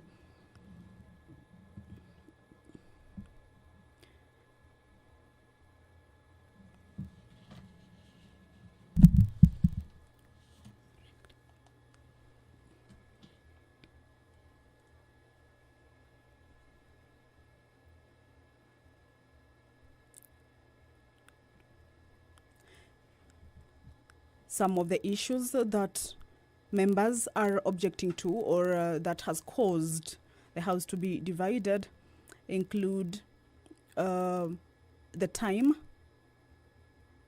MPs here racing against time to dispense pressing matters, including election-related laws before re-election jitters jolt their operations.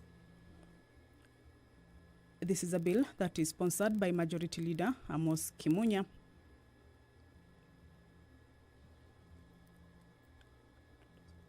The bill seeks to reintroduce coalition political parties where constituent parties retain identity but form a coalition party, as opposed to the current situation. It also seeks to replace political party with coalition of political parties. The bill provides that in case of a coalition political party, the coalition agreement must be submitted at least 6 months to an election. The coalition party will be registered in the office of the registrar of political parties. This is according to the proposed law. It also provides that a person may be expelled from a political party if he or she contravenes any provisions of the constitution of a political party, in this case prohibiting party hopping, which is a situation that has been seen happening in the country with regards to political parties and party hopping.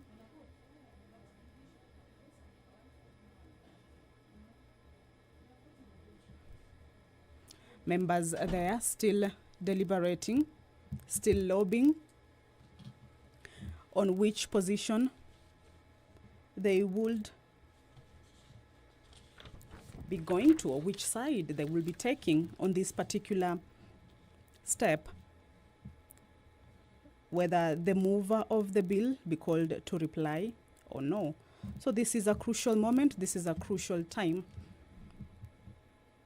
And because it's a game of numbers, remember this is a bill that has elicited a lot of reactions on basically what it entails and what other members purport it might cause in the forthcoming general election. Then these two sides, those who are for yes and those who are for no, need to be careful on what they will be voting on. A recap on the 27 clauses that this bill has is that Clause 2 of the bill proposes to amend the Act by replacing the definition of political party, which again, this is an issue that members who rose on the floor of the House took an issue with. Some saying that the definition of a political party cannot be changed. But the bill proposes that the definition of political party be replaced with a new definition, and to insert new definitions of coalition political party, direct party nomination, indirect party nomination, and statement of ideology that are consistent with other proposed amendments to the Act contained in the bill. Clause 3 of the bill proposes to insert a new section on the roles or functions of a political party, including recruitment and enlistment of members, nomination of candidates for elections, promotion of representation in Parliament and County Assembly of special interest groups, promotion and enhancement of national unity, mobilization of citizens in political decision-making, solicitation and articulation of public policy priorities, and shaping and influencing public policy. This clause also proposes to insert a new section to provide for the reservation of a name, slogan, and symbol by a political party for 90 days. Clause 4 of this bill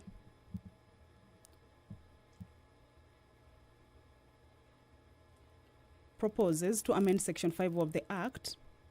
This is the 2011 Act, to provide that an application for the provisional registration of a political party shall be done after the reservation of a name, symbol, and slogan, and the lapsing of the reservation of the application is not done within 90 days of the reservation of the name, symbol, and slogan.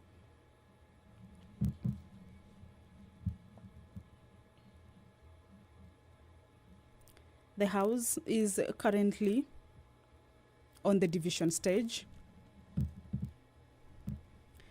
Currently in the chambers, members are enlisting themselves on either yes or no side to allow the bill move to the next stage or be halted, belled temporarily. Remember, the Deputy Speaker of the National Assembly, Honorable Moses Cheboy, put the question on whether the mover of the bill be called to reply. But this is a crucial stage. This is a crucial bill that has necessitated members to take a vote on this. This is manual voting. Those who are for yes to move to the right side of the speaker, and those who are for no to move to the left side of the speaker. But lobbying is currently still going on. This is a stage where the House requires a simple majority, where if more members endorse the debate, the House moves to debate the bill for a period not less than 3 hours.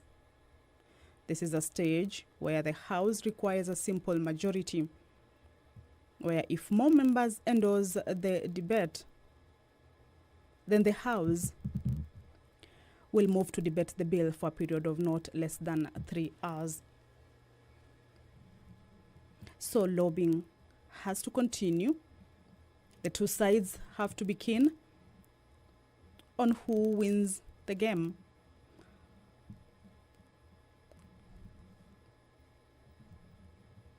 This bill is the only business of the day for members of the National Assembly on this day of 22nd December of 2021. It is the second day of these special sittings that were convened via the Gazette Notice number 13599 of 17th December 2021 to allow members dispense with a number of bills that are of national concern, among them this particular bill, which has elicited a number of reactions, some questioning the timing, some questioning the agenda. And that is the business on the floor of the National Assembly this morning. Lobbying continues for members to get the numbers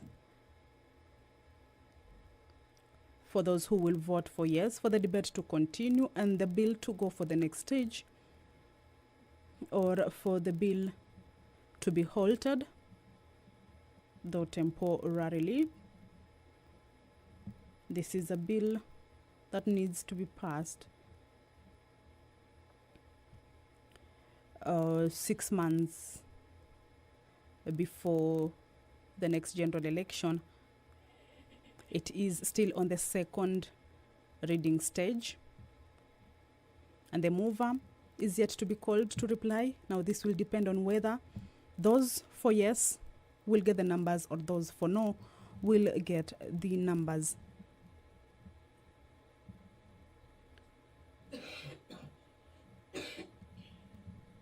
Clause 6 of the bill proposes to amend Section 7 of the Act to provide that one of the conditions for full registration of a political party shall include the address of the official website of the political party, and also to provide for the procedure to be followed for the registration of a coalition political party.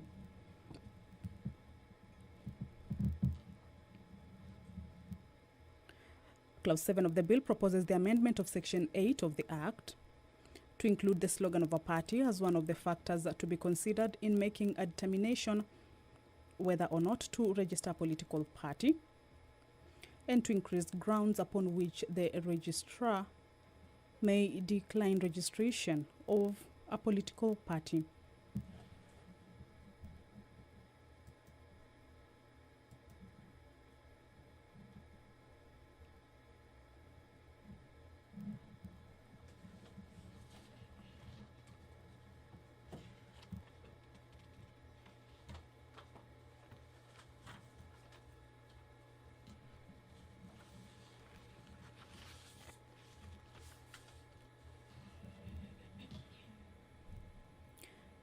Lobbying continues. This is a crucial moment, as well as a crucial bill for the country, but the House is divided,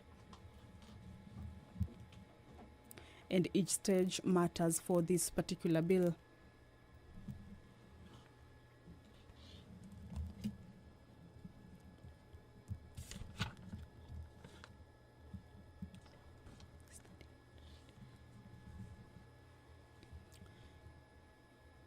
This is a special sitting that was reached out in accordance to Standing Order 29, that whenever during a session the House stands adjourned, whether or not a day has been appointed for the next meeting, the Speaker may, on the request of the Leader of Majority Party, remember this is a bill that has been moved by the Majority Party of the National Assembly, Amos Kimunya, Honorable Amos Kimunya, that on the request of the Leader of a Majority Party or the Leader of Minority Party, appoint a day for a special sitting of the House. This is the second day for the special sitting that the members were recalled from a long recess. National Assembly is actually expected to resume its sittings for the 6th session on the 25th of January 2022. But remember, there were a number of legislation that needed urgent deliberations necessitating this special sitting. So this Political Parties Amendment Bill 2021 was one of the agenda that members will be considering in these special sittings. According to Standing Order number 29 on special sittings of the House, is that the Speaker may allow a request under paragraph 1 if the Speaker is satisfied that the business proposed to be transacted relates to the matters specified under Standing Order 61. This is on special motions or other urgent and exceptional business as the Speaker may allow. The Speaker shall, by notice in the Gazette, notify the members of the place, date, and time appointed for the special sitting of the House.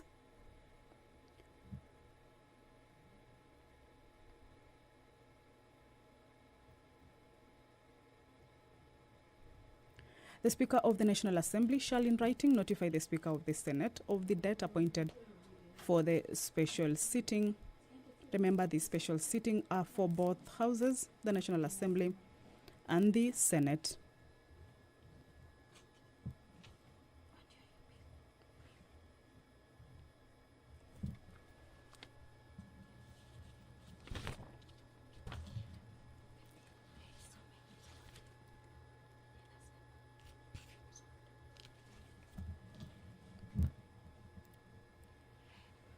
Clause 9 of the bill and Clause 10 of the bill proposes to amend the Act by inserting new sections to provide for when a member of political party shall be deemed to have resigned from the political party, and the grounds for the expulsion of a member of a political party from the political party. Clause 11 proposes to amend Section 16 of the Act to provide for the publication of the information required under that section in the political party's official website.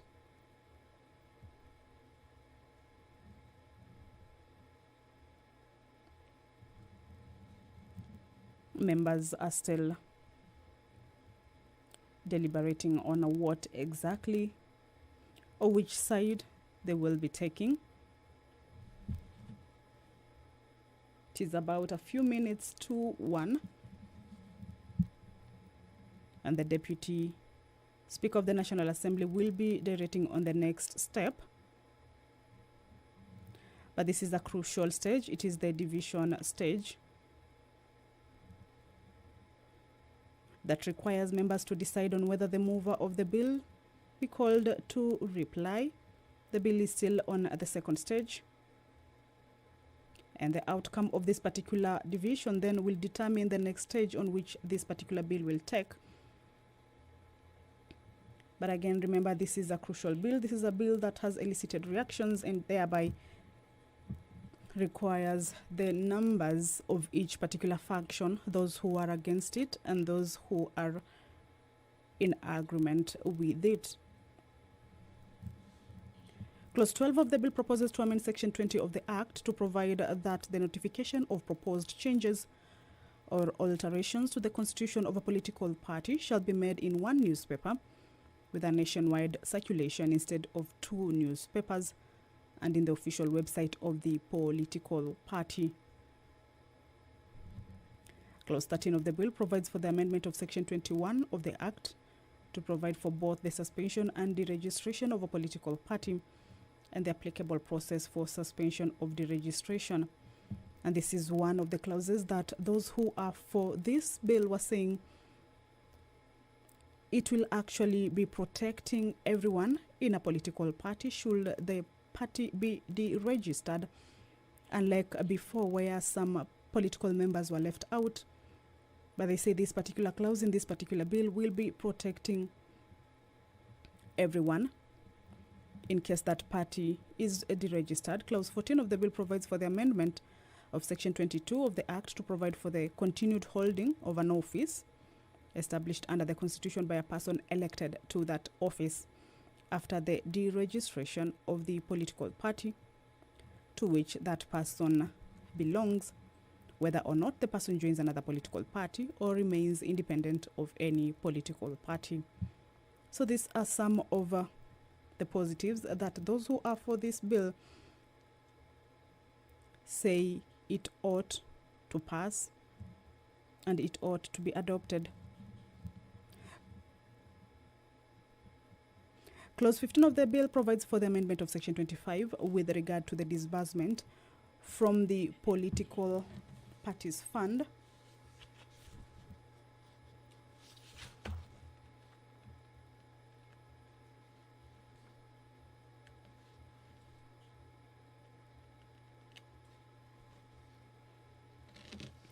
which says 70% of the fund proportionately be distributed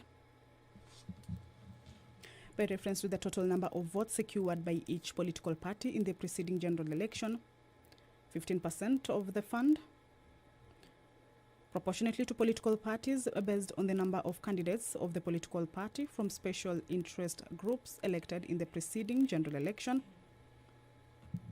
and that 10% of the fund proportionately to political parties based on the total number of representatives from the political party elected in the preceding general election, and then 5% for the administration expenses of the fund.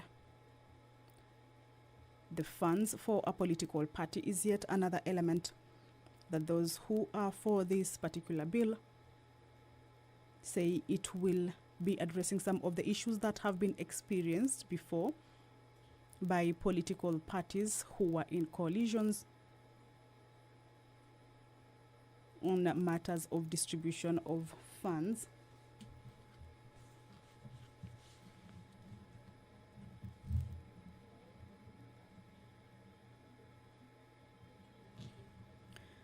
Clause 17 of the bill provides for the amendment of Section 29 of the Act to provide that the publication of a political party's sources of funds shall be made in one newspaper with a nationwide circulation instead of 2 and in one official website of the political party.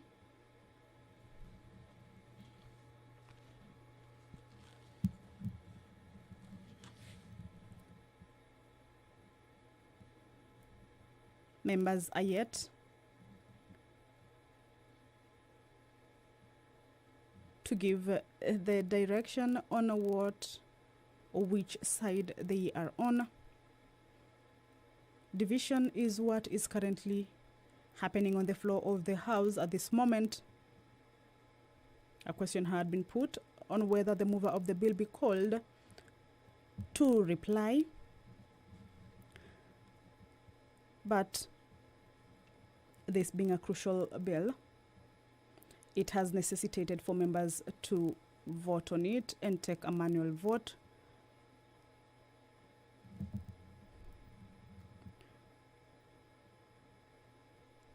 The decision that will be reached out at this particular moment will define the next stage that this bill will take. Clause 20 of the bill proposes to amend Section 34 of the bill to provide for an additional function of the registrar, which shall be keeping and maintaining a register of members of political parties, the certification that independent candidates in an election are not members of political parties, certification that symbols intended to be used by independent candidates in an election are not similar to symbols of registered political parties, certification that names appearing in a party list presented by a political party during an election are the names of members of the political party presenting the party list.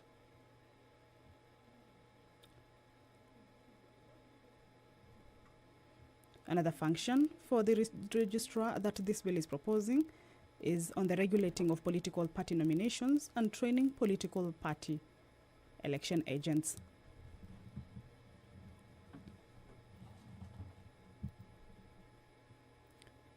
The Political Parties Amendment Bill 2021 is the only business in the order paper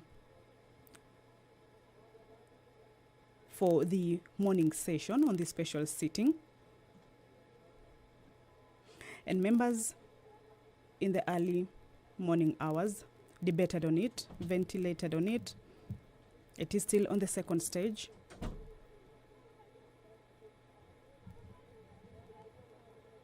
And the outcome of this division stage then will determine the fate of this bill.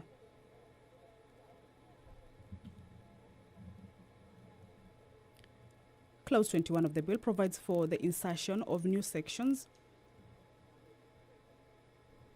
that is 34B and 34C in the Act, to provide for the use of technology by the registrar on the management of political party records and the powers of the registrar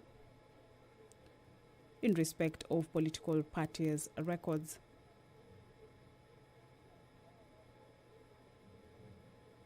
It is a bill that has 27 clauses, and some members have been raising questions on some of these clauses. Some have been raising questions on the timing, why the bill had to be discussed on this particular moment or at this particular time when the House had proceeded on a long recess.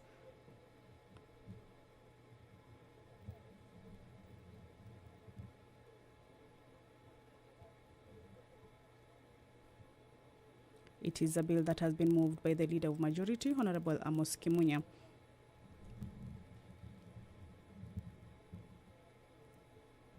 Clause 22 of the bill provides for the insertion of a new part consisting of new sections on political party nominations, including methods of conducting nominations, the establishment of structures by political parties for the conduct of nominations, the participation of registered members of a political party in its nominations,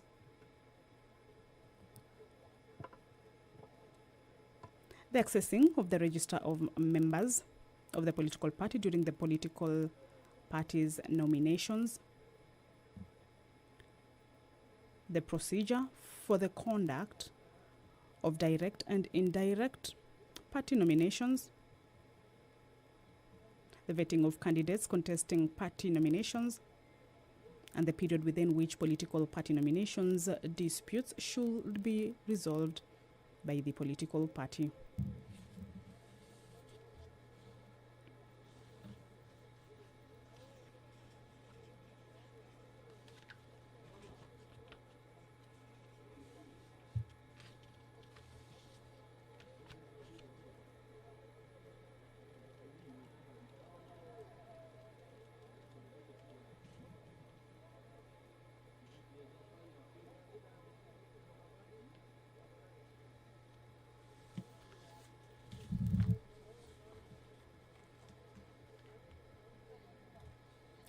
The bill also outlines roles and functions of a political party,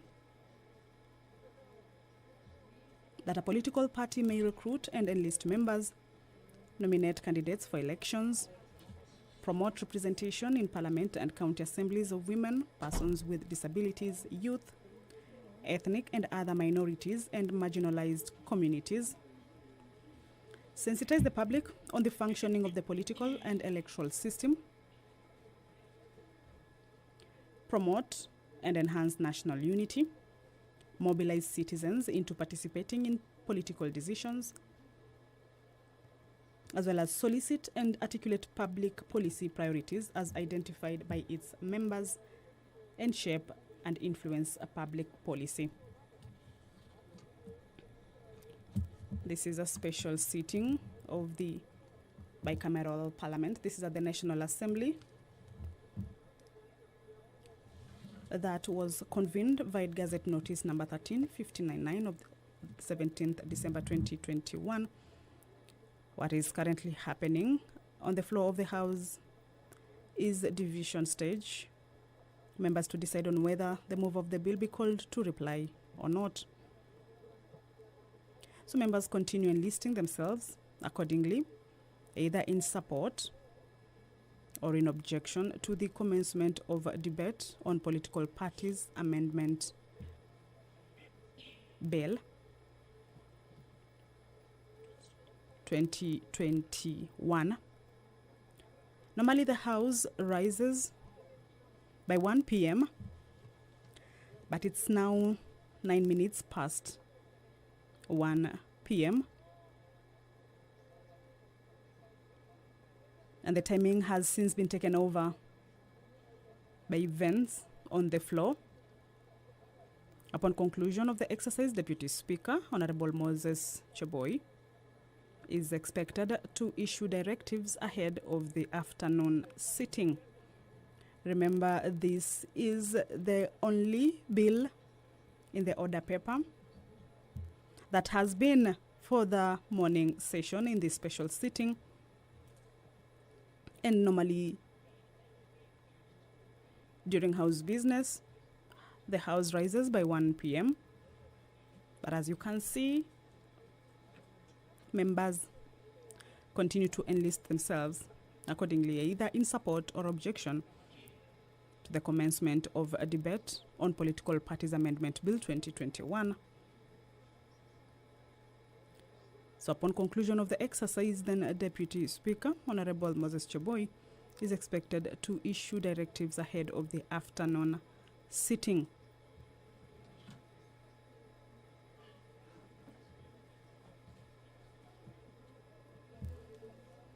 It is a bill that has gotten the House divided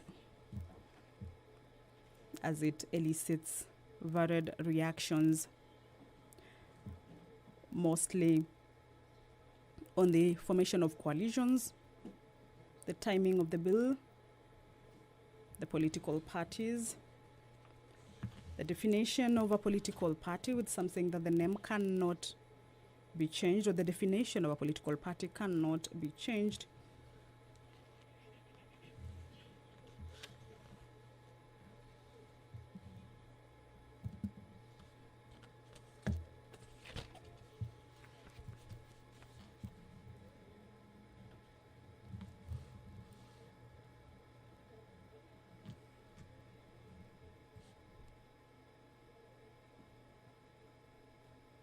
Members seem to be taking their seats now.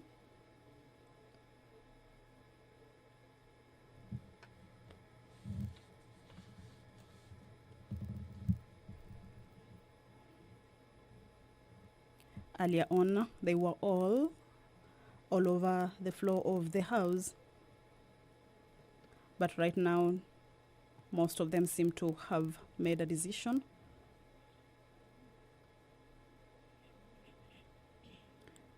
On whether the debate should go to the next stage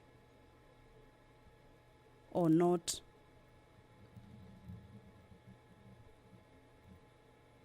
Clause 23 of the bill provides for the amendment of Section 40 of the Act to provide that the Political Parties Disputes Tribunal shall also hear and determine disputes relating to political party nominations, This particular clause also provides for the hearing of disputes relating to coalition political parties to be heard by the internal political party dispute resolution mechanism, and appeals to be heard by the High Court and Court of Appeal.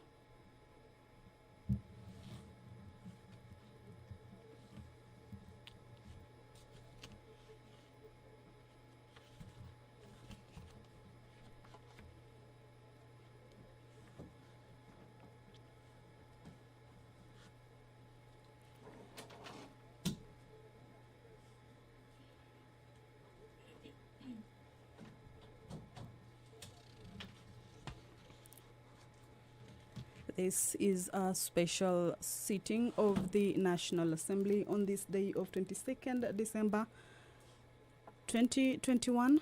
And the business on the floor of the House is the debate on the Political Parties Amendment Bill 2021, which commenced this morning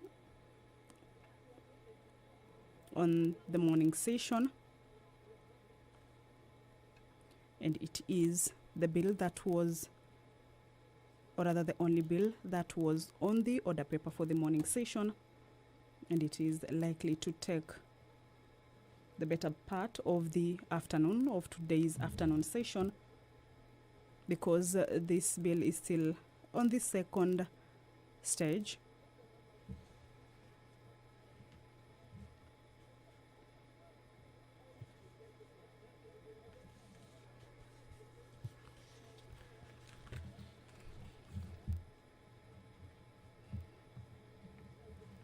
Members have been debating on this bill since morning, giving varied reactions, opinions, and views on its provisions.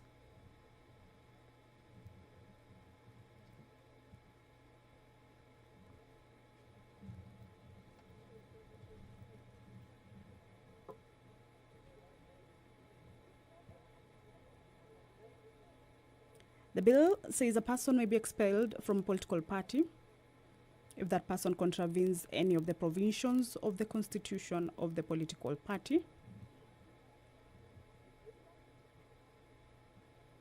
a political party shall, before expelling a member under Section 1,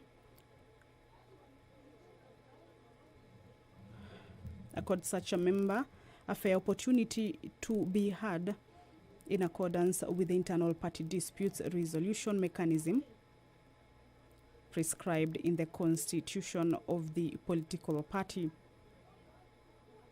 This one is in line to expulsion of a member from a political party.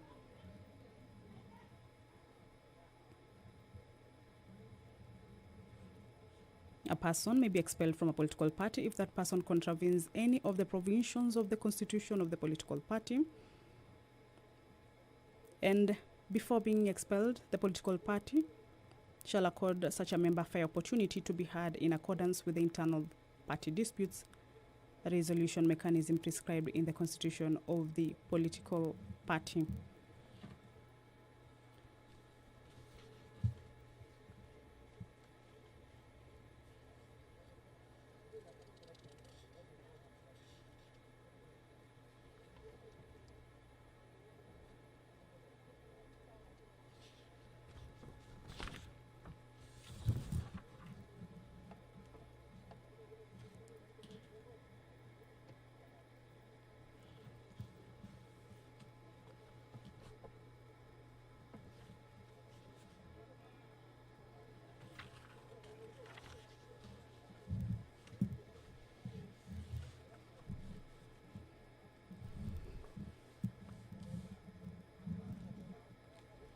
Clause 24 of the bill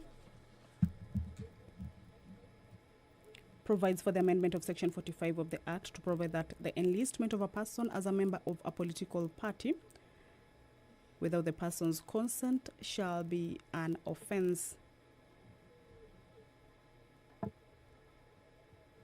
That the enlistment of a person as a member of a political party without that person's consent shall be an offense.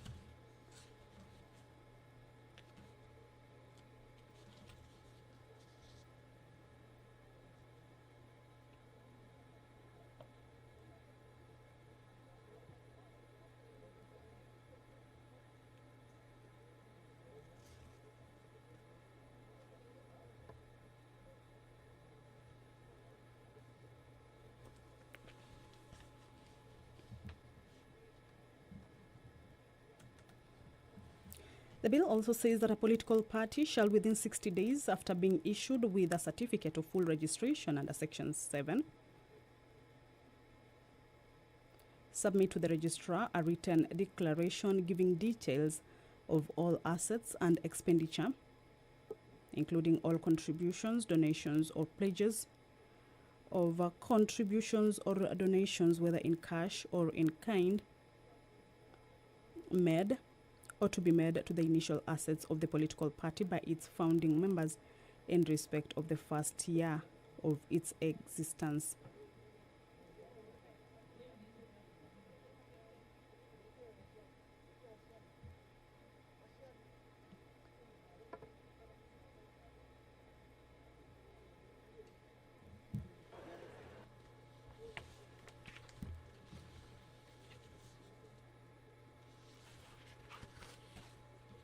The bill is at the second reading stage.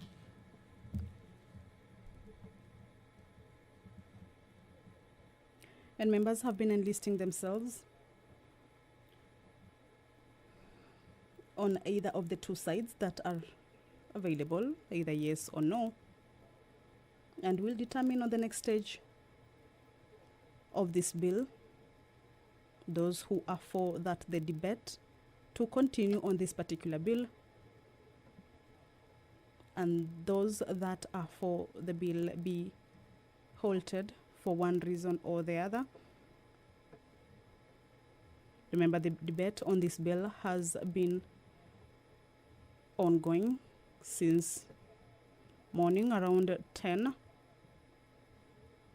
where the House commenced its business of the day on this second day of the special sitting.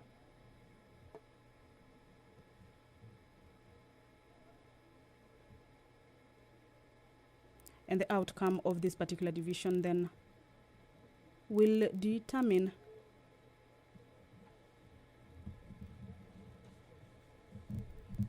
whether the bill will proceed for the second stage or will be halted. Clause 26 of the bill provides for the amendment of the second schedule to the Act to provide that the constitution of a political party shall provide for the address of the official website of the political party. Some of the clauses on this bill seem to be rather okay with the members, but a number of the clauses have been questioned, and that is what some of the members are against. For order members, now you can, order members, take your seats. Order Honorable Gladys Wanga is now calling the and House to order. Order Honorable Sankok, you can now take your seat somewhere. What has been Let happening me is give that you members have been opportunity to take your enlisting seat, at least for you, themselves. Honorable Sankok. Sit somewhere. Okay. Then you freeze. So, honorable members, we have the results, and of course we expect the tellers to report in the usual manner, and then I'll make a brief communication on way forward in terms of many things that either are going to be done or not going to be done today. So let's have the reporting first, then I make a brief, and then we make a decision. Let's have the reporting first.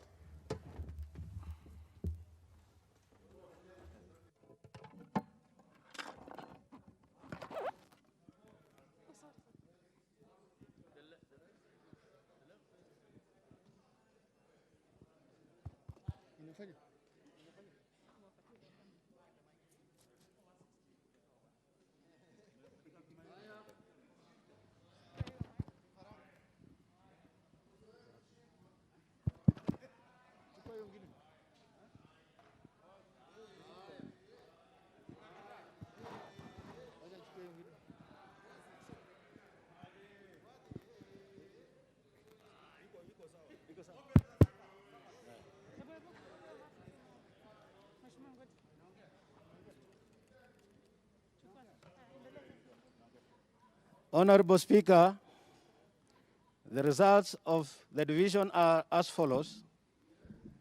The ayes 113, the noes 68.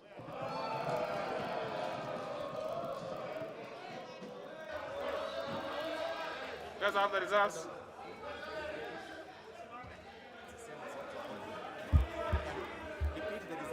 Okay. Honorable members, the motion which was that the mover be now called upon to reply was voted in this manner. 113 for ayes and 68 for nays, so the ayes have it. And honorable members, this is a brief communication that I'm making. And honorable members, well, we will, you obviously will, in fact, you will reply after I make this communication. It is important. It is important. So this is the communication. Now that we have concluded the division exercise and the mover will be called to reply immediately after this communication, I wish to give the guidance before putting the question on second reading later. The following members had filed amendments to the said bill by close of business yesterday. The Chairperson, Departmental Committee on Justice and Legal Affairs, the Honorable Savula, Honorable Kimani Ichung'wah, the Honorable Caleb Kositany, the Honorable Daniel Tuitoik, Honorable John Kiarie, Honorable Alice Wahome, Honorable Aden Duale, Honorable Godfrey Ososi, Honorable Owen Bayer, Honorable Silvana Osoro, and Honorable Didimas Barasa. Given the short notice between the filing of the amendments and the publication of the order paper, some of the amendments were not included in the published order paper. Subsequently, additional amendments have been filed today by at least 4 additional members. Honorable members, looking at the nature of the amendments, further in view of the fact that they are seeking to amend almost all clauses of the bill, in addition to proposing new clauses that shall amend the Principal Act and its schedules, I need to invoke Standing Order 131, which states, and I quote, "Where after a bill has been read a second time and before commencement of committee of the whole House, amendments have been proposed to it, which in opinion of the Speaker requires harmonization, the Speaker may direct that any member proposing an amendment to the bill to appear before the relevant departmental committee dealing with the subject matter of the bill to present his or her proposal of amendments. Committee shall submit report to the House on the result of the exercise before the committee of the whole House is taken." The amendments harmonization process is critical in ensuring that all the proposed amendments are in order as contemplated by the Constitution and by our own procedures. So, honorable members, the Committee of the Whole House stage on the bill is automatically deferred to allow harmonization of the multiple amendments proposed to the bill.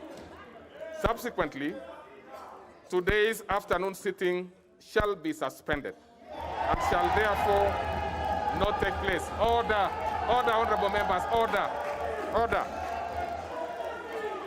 All members having amendments are to appear before the Departmental Committee on Justice and Legal Affairs for harmonization of the amendments. The committee is further required to engage the critical stakeholders, including officials of political parties, particularly in view of the fact that both houses of parliament represent over 21 political parties in the country. The committee shall then table the addendum contained in the outcome of the harmonization process. The House is duly guided. Now, this is what we are going to do. The mover will be called upon to reply, and then we will put the question on the second reading, and then we will not have an afternoon session. Mover be called upon to reply.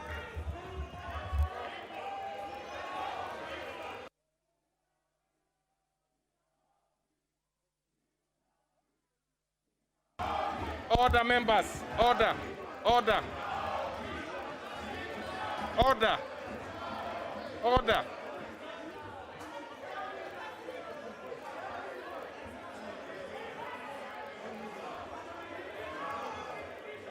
No.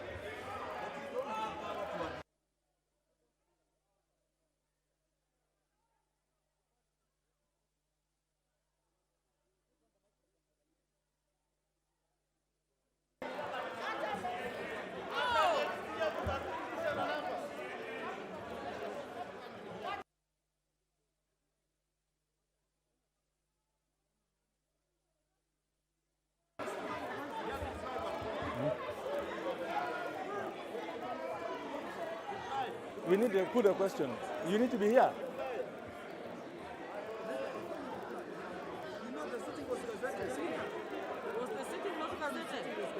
The Gazette was to cover the entire business. Why don't Up to you the raise afternoon. an point of order? Yeah. Let's extend time.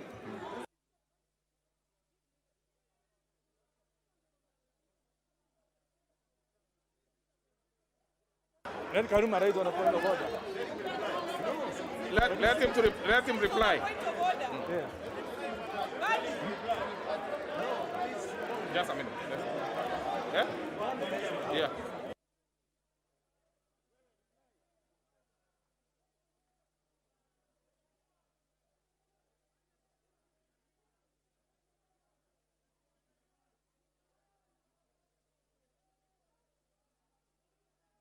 Can you reply? Mr. Speaker, I think this is a special sitting.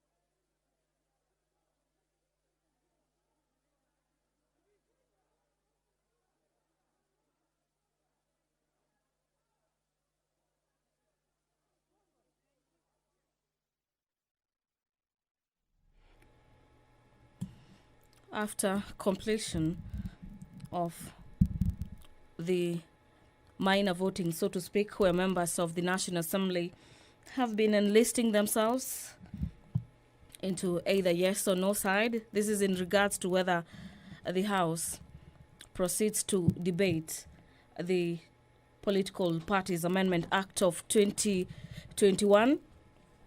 The voting was as follows: 111 members of Parliament enlisting themselves to the yes side, and the nay side having 68 members of Parliament opposing the debate to that particular bill.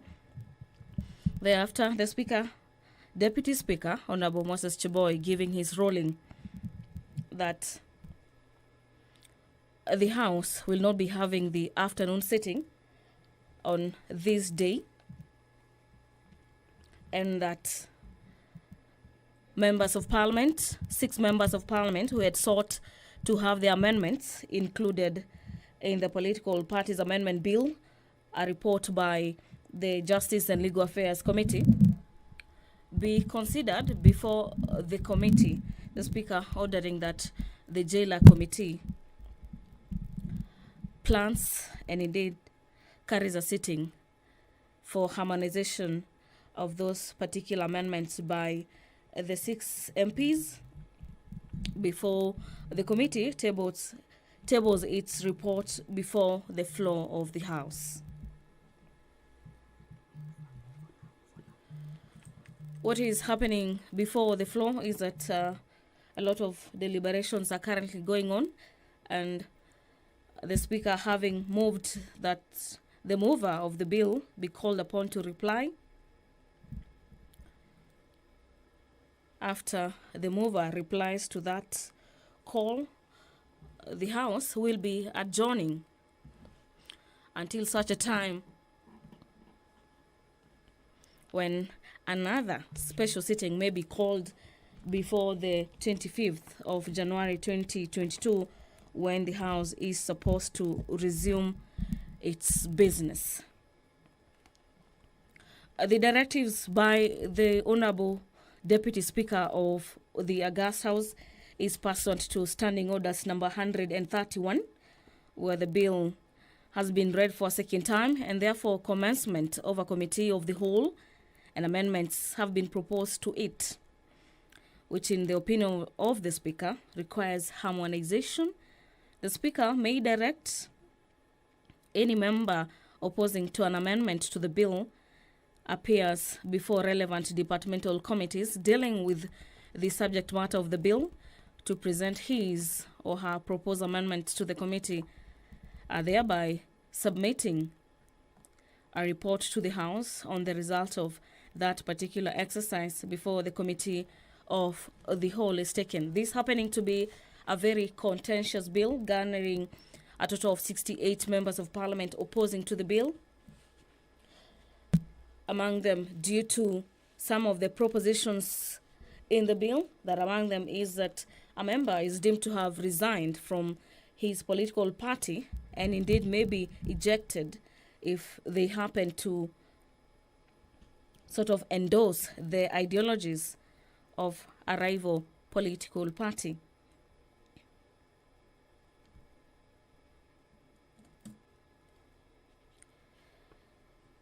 Members opposing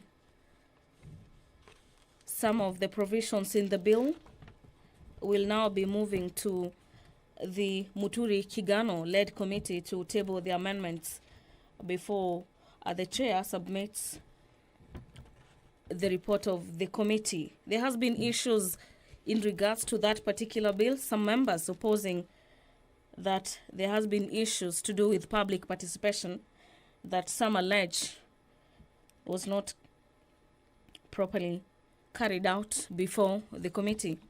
But we heard the Deputy Speaker, Moses Cheboy, ruling that out and indeed telling members that the committee indeed carried out public participation.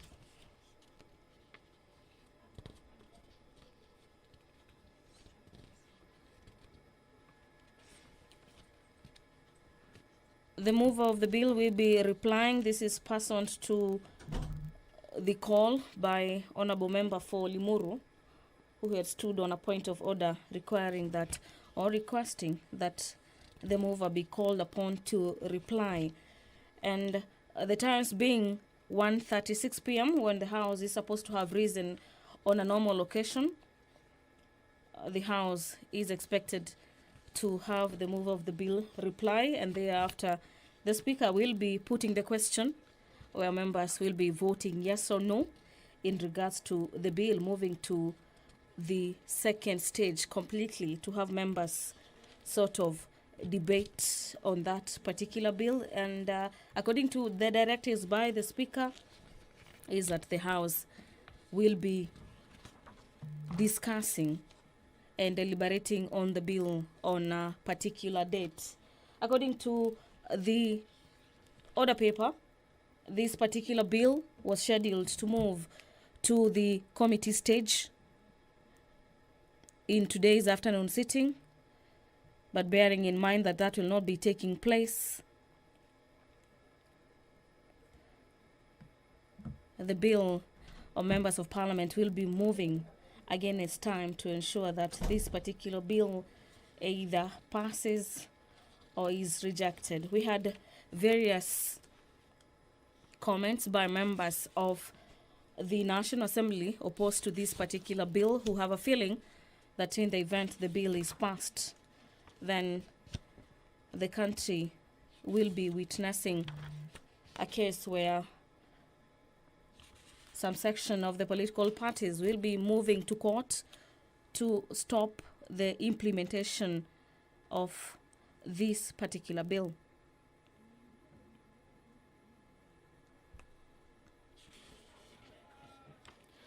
On a normal occasion, if this bill is passed by the National Assembly, is then expected to head to the Senate for consideration.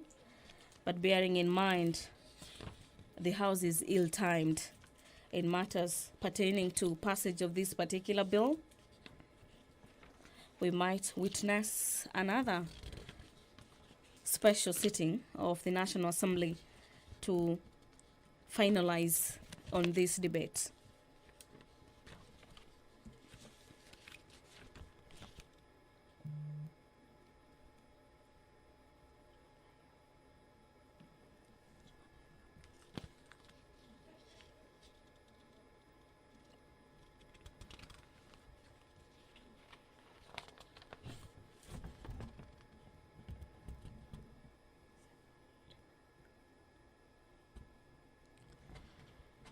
This happening to be a special occasion where the sitting in the afternoon, as stipulated in today's order paper, the House was supposed to be sitting in the afternoon, but that will not be happening as the divisions and the mixed reactions in the House have forced the Speaker to annul today's afternoon sitting, indeed ruling that the House may be called at a later date to probably consider the bill before the House resumes its normal sitting and the sixth session.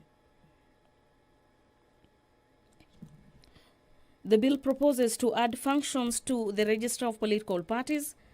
This is in line with keeping and maintaining the Register of Political Parties, the certification that independent candidates in an election are not members of a political party, certification that symbols intended to be used by independent candidates in an election are not similar to symbols of registered political parties.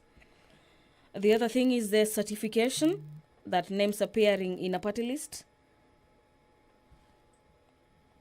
and presented to the political parties presenting the party list, regulating political party nominations and training of political parties' election agents.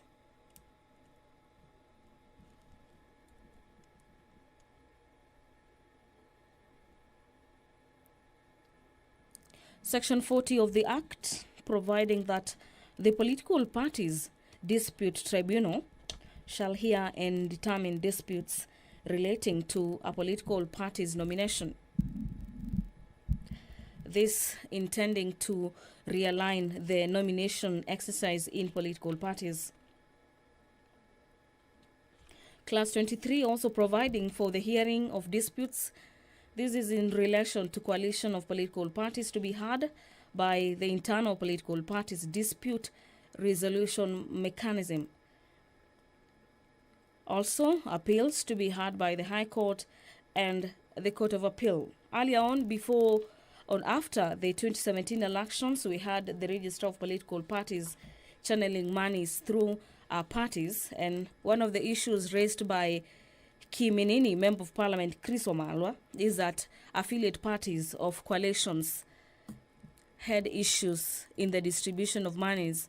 And in him supporting the bill, he says that the Register of Political Parties will now have the mandate to transfer funds, be it as it may, to the smallest political parties in a coalition.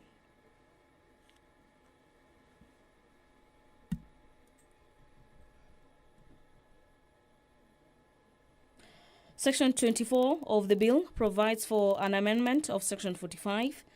This is of the Political Parties Act to provide for the enlistment of a person as a member of a political party without a person's consent shall be an offense.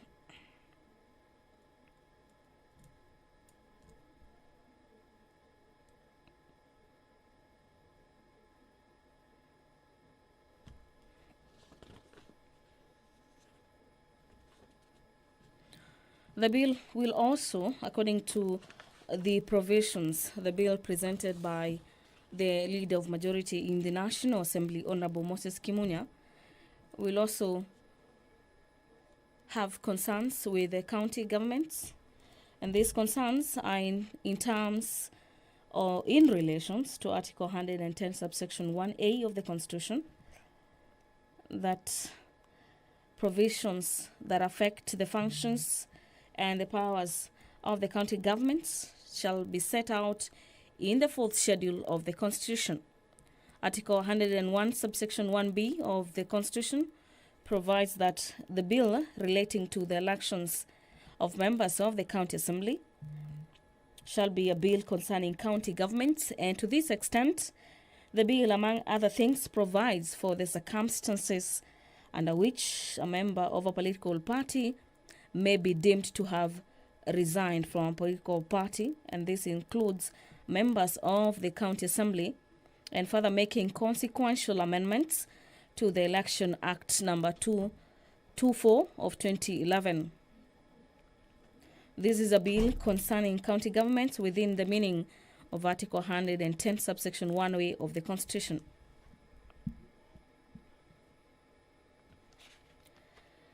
In the current political scene in the country, we have witnessed members of a particular party, so to speak, promoting ideologies of a rival political parties, and that has necessitated some amendments to the Political Parties Amendment Act of 2021 to sort of curb that.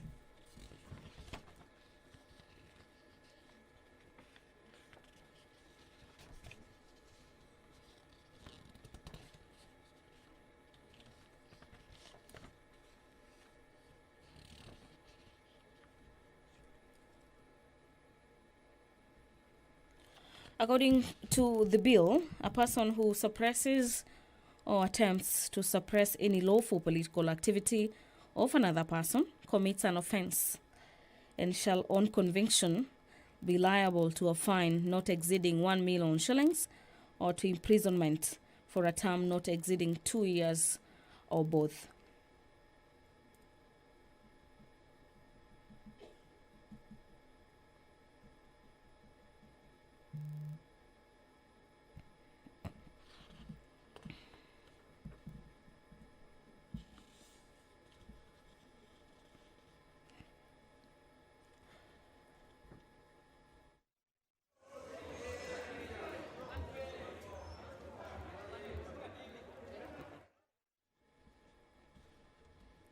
Members of the National Assembly currently taking their place, and any minute from now, the mover of the motion may be taking his substantial position to reply on the matter before the Speaker puts the question, necessitating members to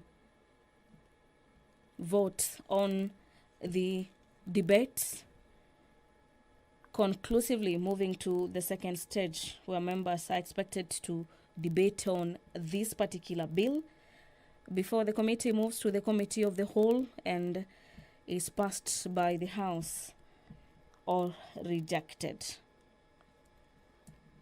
You remember that a couple of members of Parliament have raised concerns. This is regards to the consideration of the amendments to this particular bill, and therefore, the Deputy Speaker, Honorable Moses Cheboy, ruling that the committee gives them an ear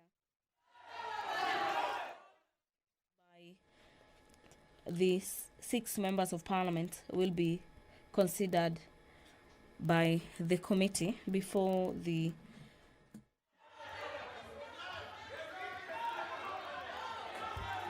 Thank you, Mr. Speaker. Thank you very much. Mr. Speaker, I rise on a point of order, Mr. Speaker. Mr. Speaker, based on your ruling, as we proceed, Mr. Speaker, as we proceed to have the mover to reply, I'm rising on a point of order.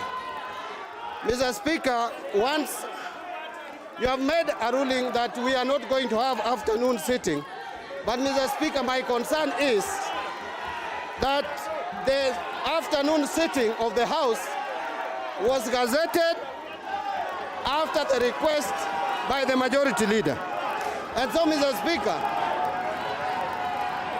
a sitting of Parliament once gazetted, a sitting of the House once gazetted, Mr. Speaker, cannot be called off, Mr. Speaker, unless by the leave of the House, Mr. Speaker.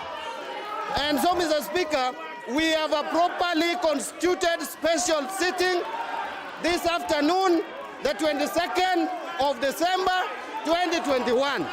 It is only by leave of this House that a special sitting can be called off, Mr. Speaker. Mr. Speaker, therefore, I'm asking you to reconsider your ruling, because the standing order number 1 only provides and gives the Speaker the authority to make determination on matters that are not clearly spelled out in the standing order. But, Mr. Speaker, on the issue of special sitting and having been gazetted, you cannot, Mr. Speaker, call off a sitting of the House unless with the leave of the House, Mr. Speaker. And so, Mr. Speaker, my request is that we have our sitting in the afternoon begin from 4 p.m. this afternoon, Mr. Speaker. We have to sit from 4 p.m. this afternoon, Mr. Speaker. 2 hours is enough for the committee to consider those amendments, Mr. Speaker. We have 2 hours from 2 p.m. to 4 p.m. to reconsider all these amendments and harmonize them. Thank you, Mr. Speaker. Please. Order, members. Please take your seats. Order. Order. Order. Order, members. Take your seats.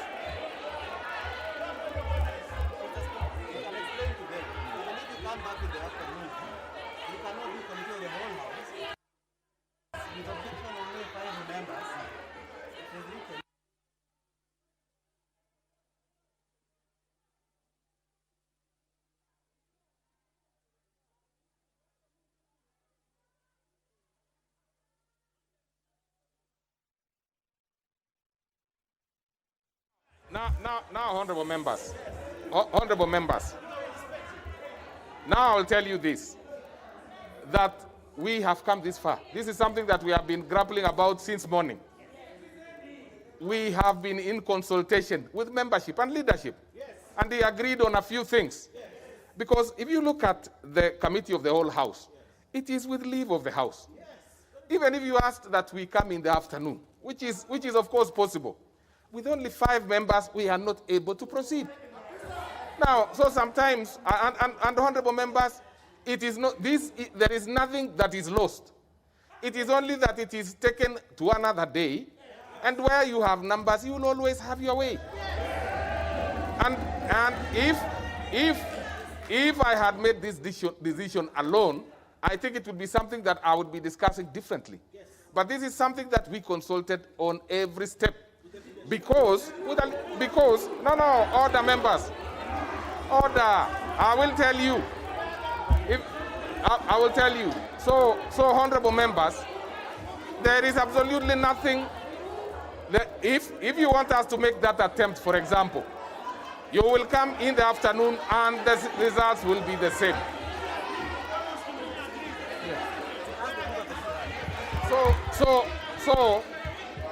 So what you are saying, honorable members, order, honorable members. Order, there are some members I'm going to ask to leave the House if we do not respect. So this is a position that is very clear. Maybe you need to look at your standing orders now. If it is that you want to come in the afternoon as a cosmetic exercise, that would be absolutely fine. But there will be nothing that we will achieve out of coming in the afternoon. This is extremely clear.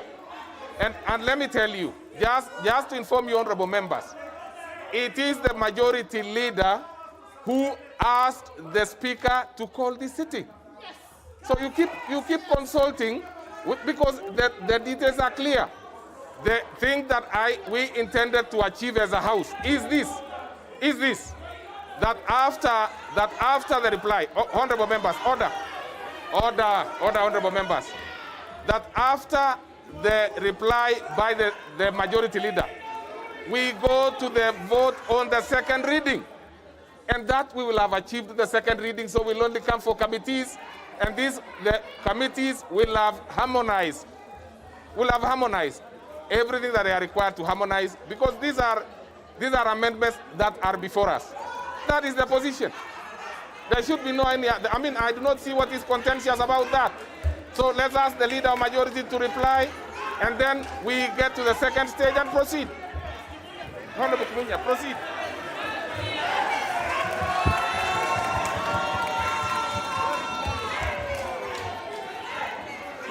Honorable Speaker,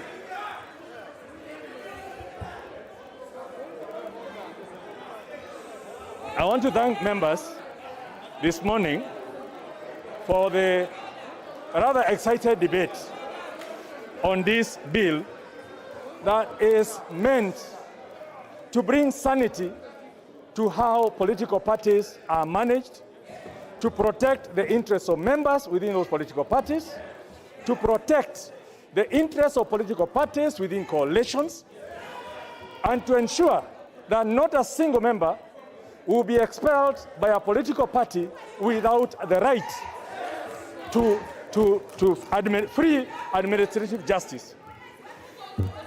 Honorable Speaker, members did ask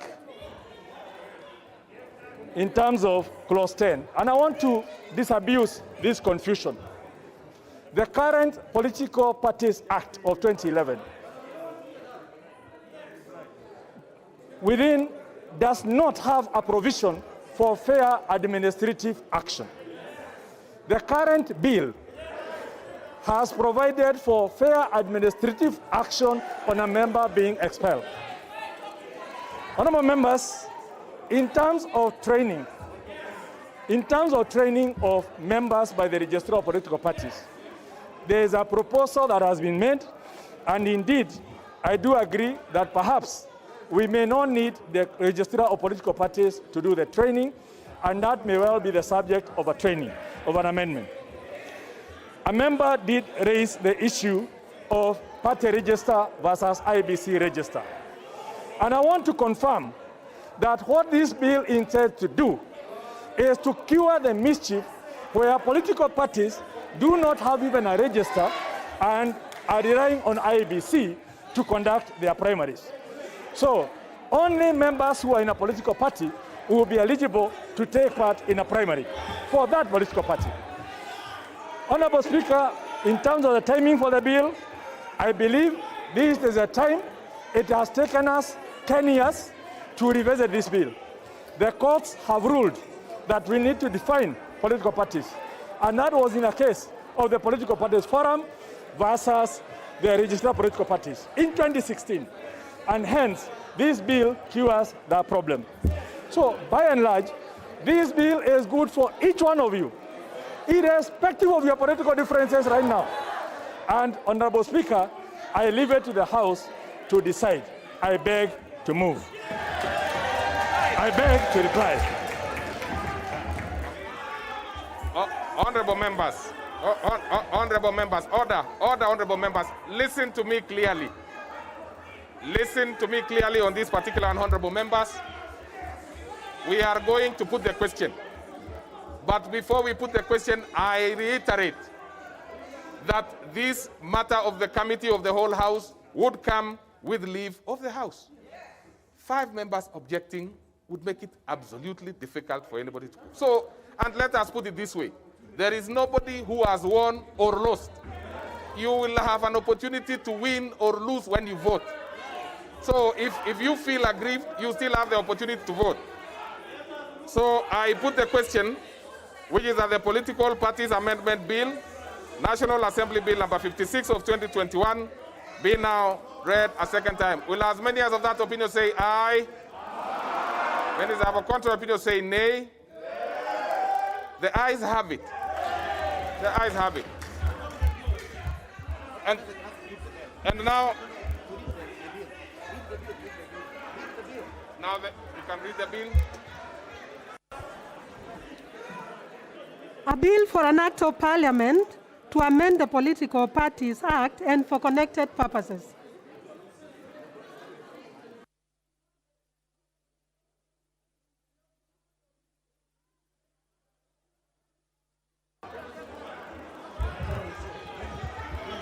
Order, honorable members. Time being 1:59 p.m. This House stands adjourned till Tuesday, 25th January 2022 at 2:30 p.m.